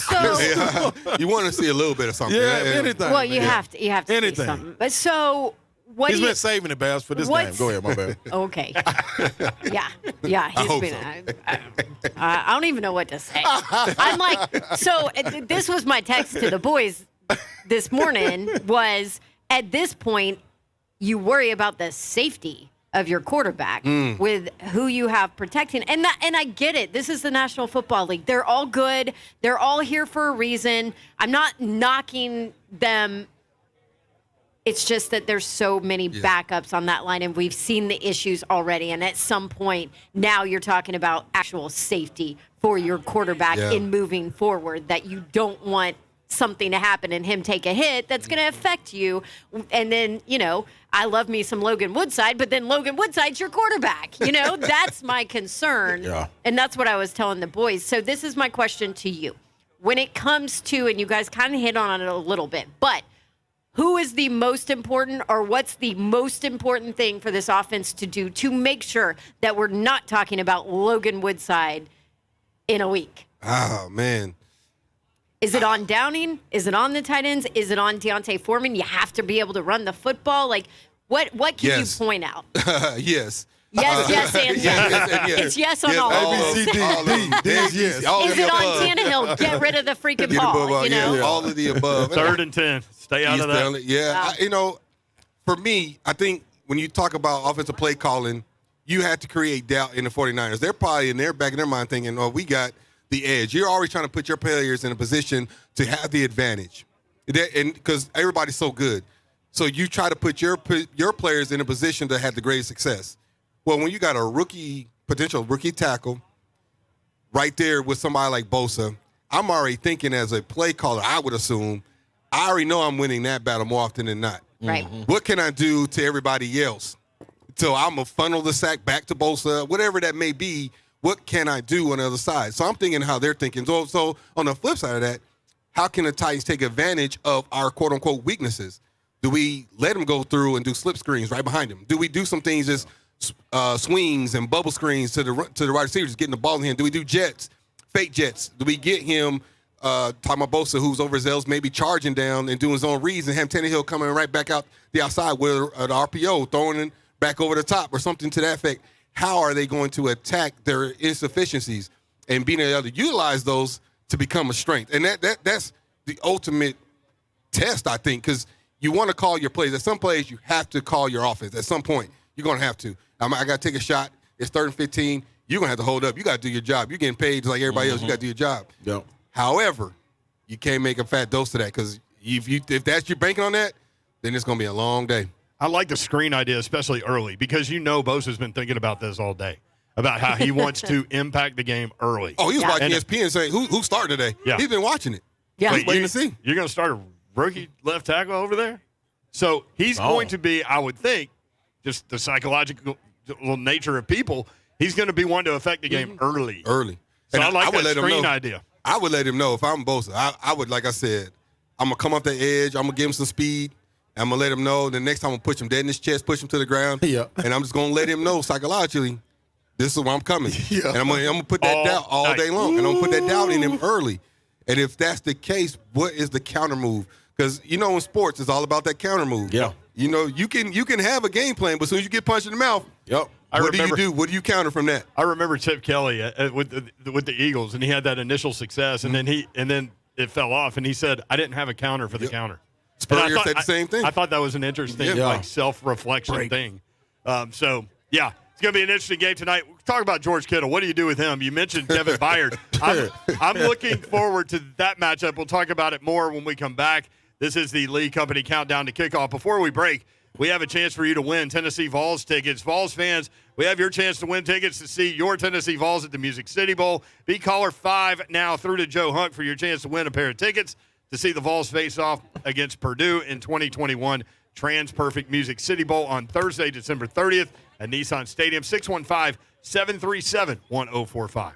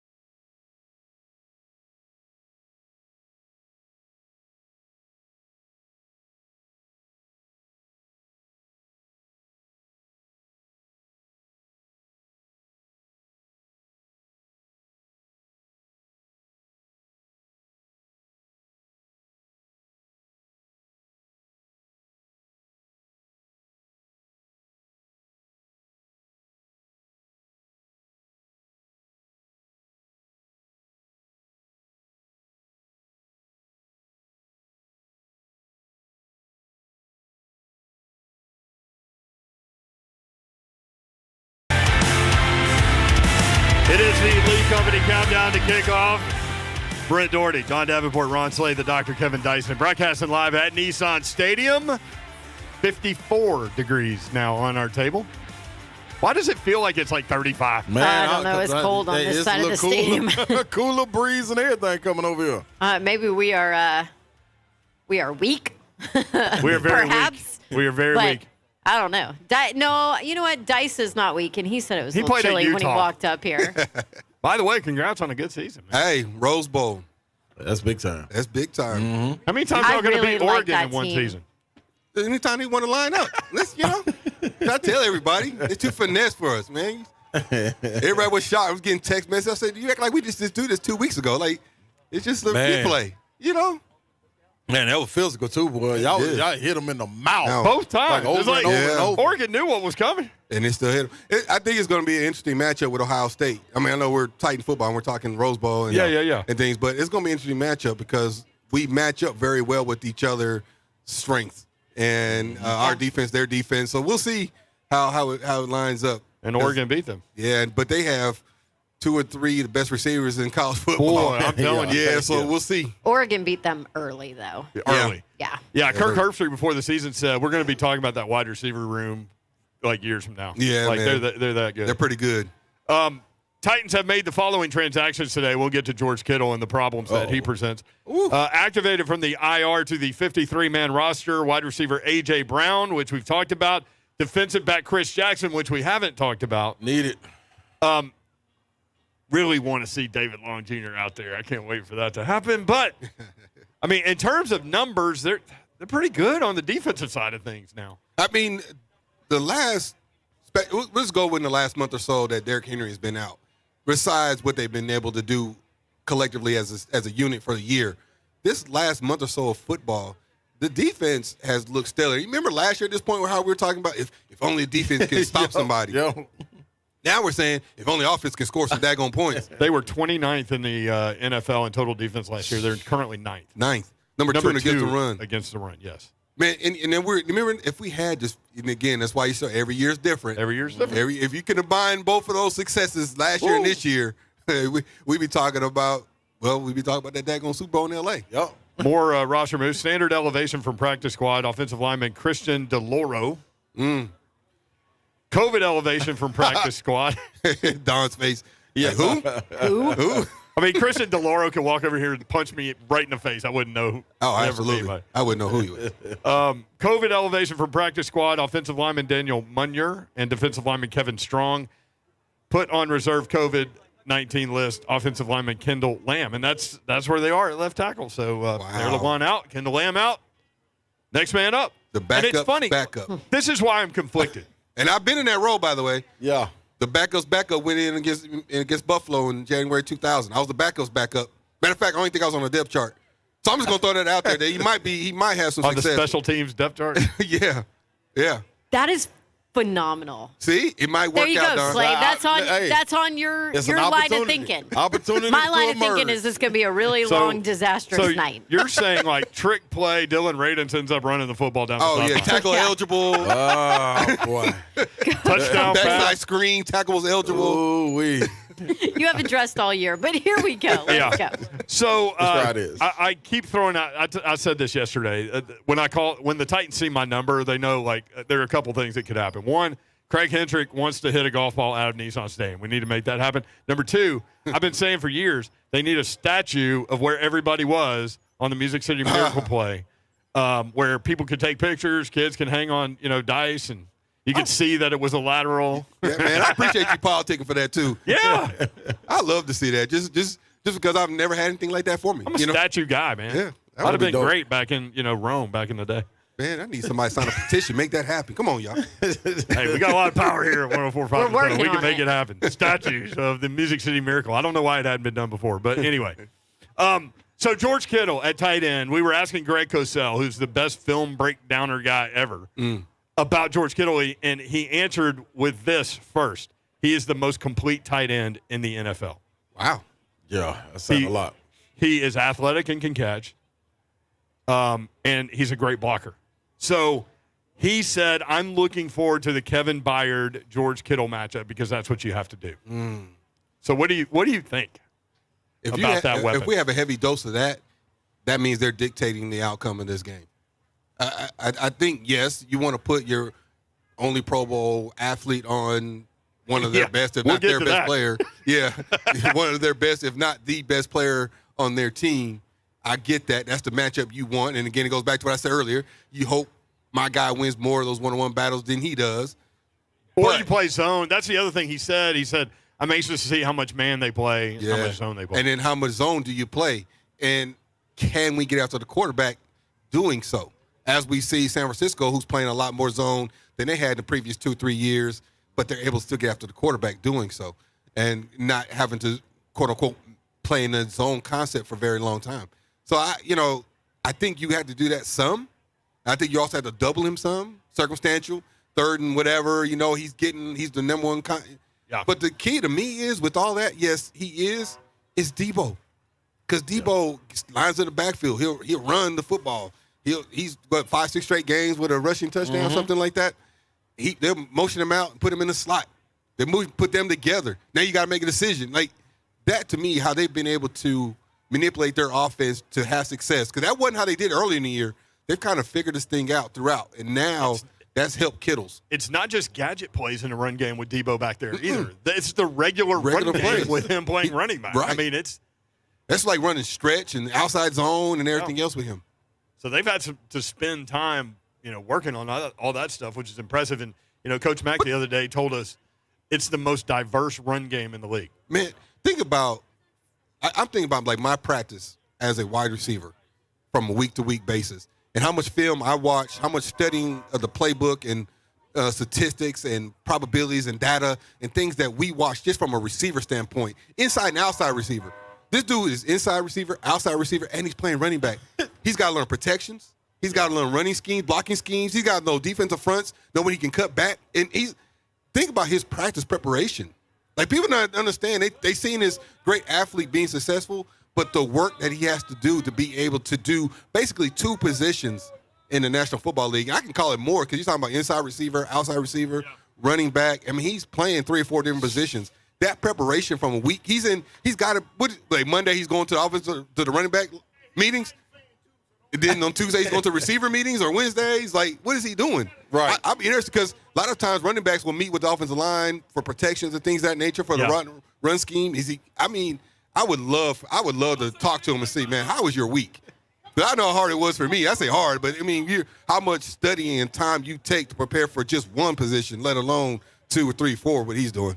By the way, you got a doctor saying that too. Yeah. Like Dr. Dyson.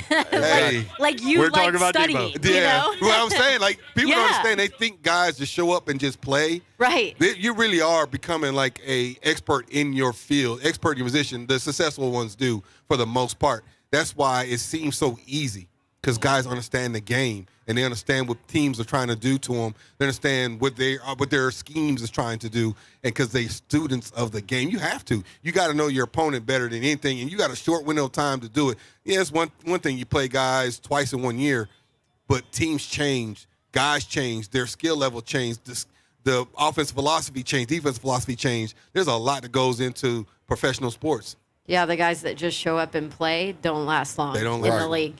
They're how talented. Because at the end of the day, athleticism equals out. Yep. At the end of the day. When it comes to facility maintenance, you need an experienced team. Lee Company answers that call with more than 70 years of commercial, industrial, healthcare, and institutional experience. Call 615-567-1000. The Lee Company countdown to kickoff rolling on at Nissan Stadium live as we prepare for the 49er and Titan battle. We've talked about a lot of things, the importance of first down and getting positive yardage, staying out of 3rd and long, which we're calling 3rd and death right now. We didn't even talk about turnovers, really. And we need to. Well, because that's the whole. Can we not talk about it? Just don't turn the freaking ball over. It's that simple, but what can you do when you go through a rash of turnovers like this? What can you do? Let me. You know how it is. I'll use another sport. Let's say baseball, and they're talking about the guy's in a slump. He can't get a hit. It's similar. It becomes so much of a focus in your brain that is exactly what you manifest. You start manifesting the turnover because everybody's like, you can't turn the ball over. We're losing the game. And you start pressing. You start stressing about it. That eventually that's what you start doing. And I think more and more people keep talking about it. I'm sure Variable's acknowledging it. And we know his personality. He's getting on to him about it. Mm-hmm. And it's just, you don't want to disappoint. You don't want to. Nobody wants to turn the ball over. But it just becomes something you start to manifest. And it just balloons on you. And that's kind of what I feel like they are. I feel like with Tannehill, I feel like a lot of times he looks calm, but there's a storm beneath that calmness that he's pressing to make plays instead of just going out there and playing ball sometimes. And I feel like right now, especially he got tight in that game, 1 turnover, I want to make a play, 2nd turnover, a couple plays later, another, and it's like, dang. And then you just got to relax and play ball. And I feel like they're not just relaxing and playing ball sometimes. Dawn's been saying that for 2-3 weeks. Like, is it in the head? Like, you said it so much. Yeah. Like, you just talking into existence. You emphasize it so much at practice. You talk about it all the time, and then it's like, you speak it to his. Well, it's funny because negative in your head. Deontay Foreman fumbled once, but they went back and looked, and his knee was down. But even on that play, he had 2 hands on it, and it was high and tight. Yeah. And he still fumbled. Yeah. After the knee went down, luckily. Yeah. But, there's not a worse feeling in football as a skill position player, right, than fumbling the football or turning it over. Fortunately, I've only done it one time. One time? One time. What was and the it was one so time? embarrassing.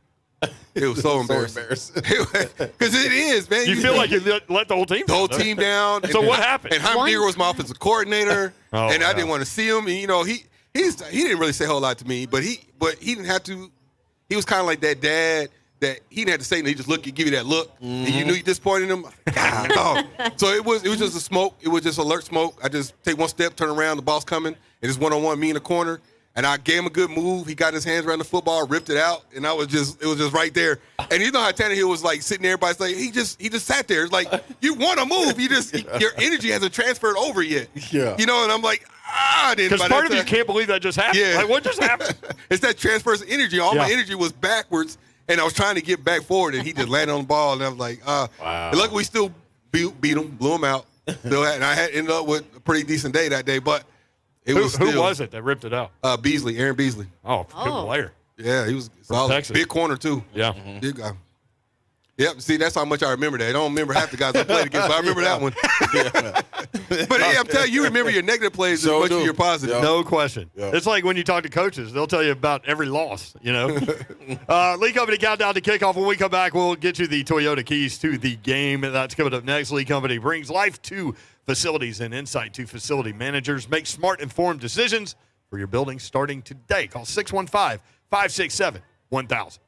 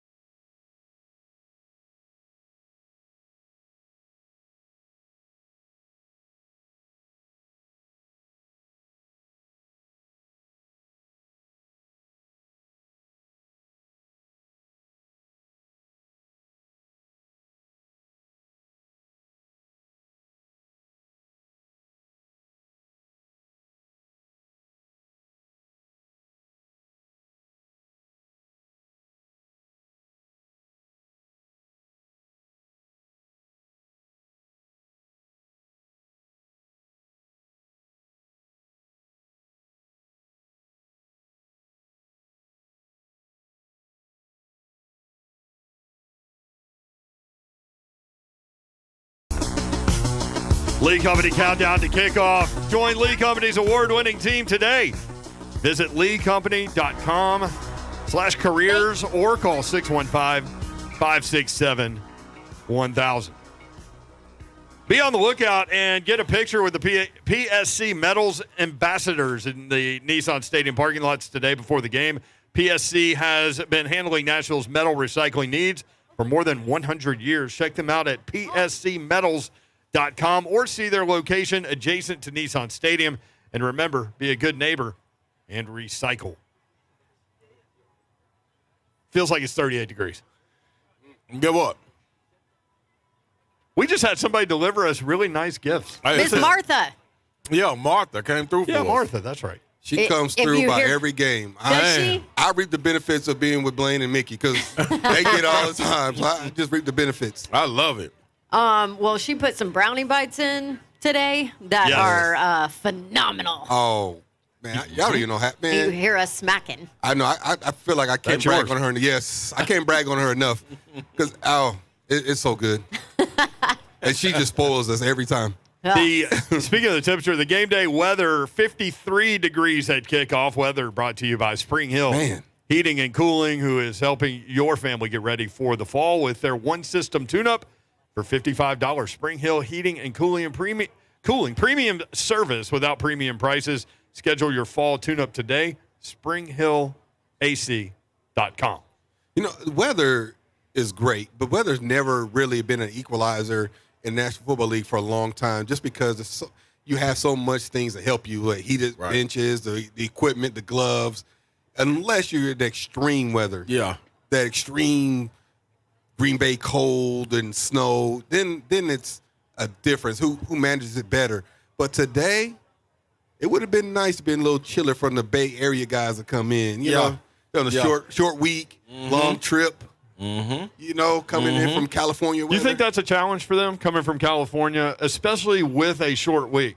I'll put it to you 2 hour like time this. difference. I'll put it to you like this. That in itself, yes, you don't start feeling somewhat, quote unquote, normal until about Thursday, Friday.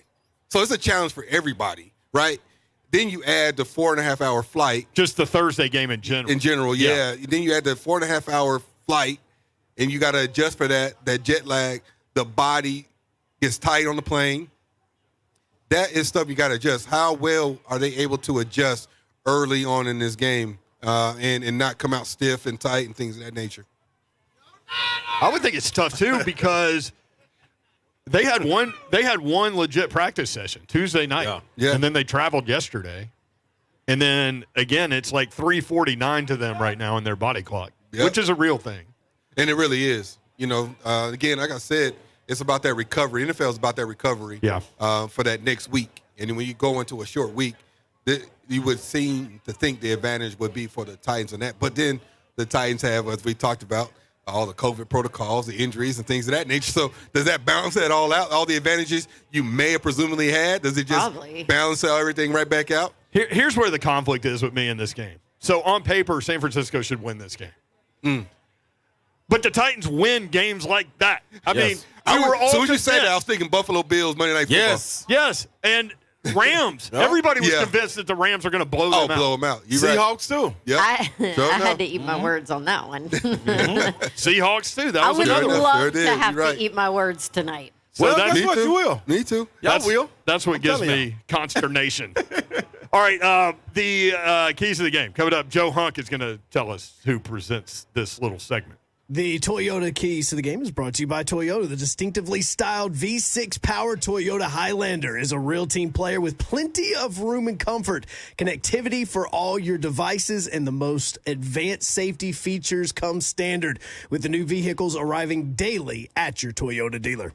So keys to the game, number one, I think we could probably all agree on, protect the ball. Yep. Absolutely. Number two, protect Ryan Tannehill. Without a doubt. But what if you can't? Is run the ball. I know. Is run the ball maybe more important because you need to. Because you can protect Ryan Tannehill your whole playbook by running the ball. Yeah, third and four, your whole playbook. Think about your film study, though. You're the defense coordinator of San Francisco. What are you coming in? What's the first thing you're saying? I'm stopping the run. Stop the run all That's day. the first thing I'm saying. I'm going to make you have to beat me throwing the football. And if that's the case, that plays to our strength. So absolutely, that's key. I think it goes back to what you said earlier about playing ahead of the count instead of behind the count. You cannot be long distances. You have to be second and 5, third and 3. You cannot play where they can just dictate to you what they're going to do. Can you get some deep shots down the field? Because here's the thing. San Francisco, number 1 in the NFL in pass interference. I want to take some shots and see if I can get that big penalty 40 yards down the field. Regardless if they were number 1 last, I think to defense respect you got to put that fear that you can take the top out at some point. And I think that's what ultimately got them even last week was the Steelers. I think they didn't have many more plays. They had one play over like 20 yards for the whole game, let alone what they did in the passing game. I think the longest completion was like 10, 11, 12, maybe 13, 14 yards, something like that. Whatever it was, none of the receivers were averaging much more than 10 yards per catch last week. 16 pass interference calls for San Francisco. Wow. Leads the NFL. Continue to dominate defensively. They have to today. Stop the run. They have to. Make Garoppolo be the guy to have to beat you. The issue with that being is he is playing well. He's getting rid of the football. He's putting the ball into the hands of his playmakers. The offensive coordinator has done a good job of creating matchups favorable to his playmakers, creating a Pro Bowler in Debo. And of course, we all know about Kittle. He's been on a tear the last 3-4 years in the National Football League. The argument is who's better, him or Kelsey at this point in the game. Right. Who would you rather have? Take both of them. But so to me, that's the key element. How can the defense hold up? Are they going to be able to hold up if they had to go with a short field again? If the offense only getting field goals again, what can a defense continue to hold up? At some point, you hope that doesn't happen, but the levee's going to break. So the offense is going to have to step up and help. And that offense may come from a big, as we saw for the last week, a big special teams return. That helped the offense last week. Greg Cosell said Jimmy Garoppolo is a rhythmic passer. He likes to take his steps, hit that back foot, and throw. Tom Brady-ish. That's that same system. The Titans make him uncomfortable because he's a different guy when he's uncomfortable. When he's moving around, he's going to be X marks the spot. But and it's coming from that philosophy for so many years as a backup where you hit that plant foot, you let it go. It was rhythmic and timing and things of that nature. And the guys are getting open, So it's going to be interesting to see how the Titans counter it. Real quick, you mentioned the Pro Bowl, so Big Jeff got screwed. Absolutely. All of us. And DeForest Buckner's the guy I'm coming after. So guys make Pro Bowls based off reputation. Mm-hmm. When you watch games, and DeForest Buckner's a great player, but when you watch games this year, Big Jeff has been dominant. And when you look at the stats, which you really don't even need to with a defensive tackle, but he's got more sacks, 7.5 to 6.5. He's got more tackles for a loss, 11 to 8. He's got more passes defense, 6 to 3. Big Jeff should have been in there. Ooh. And I always thought he was getting in there, too. I didn't know the stat difference in between those two. Yeah. And I just thought just from the impact that he had on the game, I thought from a player and coach standpoint, he probably got voted in. From a fan standpoint, being in a smaller market. There you go. That I don't know. Sometimes, like Derrick Henry, because he's the marquee, he's going to get votes. Kevin Byard, he jumps off the screen with the picks and the plays he makes. Big Jeff, being the interior lineman, is kind of an unknown commodity, except for us within this community. Now, when they start talking about him nationally, what they don't really right now, when they start talking about nationally, then he gets that reputation globally. But I got to believe the players, when we sit in that room, we vote as players, we start, man, that kid's a player. Yeah, we said this, you talk to people around the league, everybody knows the impact that guy has and that he's one of the best in football. But a third of the votes come to fans, and I don't think they know him other than in his city. Yeah. That's definitely true. Tom Brady, record 15th invitation. Colts running back Jonathan Taylor, leading vote getter. Really? Colts had the most players selected with 7. 45 seconds. 7 players. 8-6 which means coaching malpractice, if you ask me. But they're playing great football now. They are playing great. Titans 49ers coming up tonight. On paper, 49ers get it done. But in Nissan Stadium, Titans figure out a way. 30. Everybody's concentrating on the offensive line, their struggles. I think they play better than people think. I think the Titans figure out a way to get it done. Woo! You right? I like it. You're on play side. I'm the half empty guy. I got room. Dice and I are skeptical. We ain't got no roof, Dice. I would love it. Dice and I are skeptical. Yeah. I feel it over there. All right, Titans radio coverage coming up. Appreciate y'all listening. Appreciate y'all hanging out with us. Mike Keith and the guys have it next on 104.5 The Zone. Tighten up.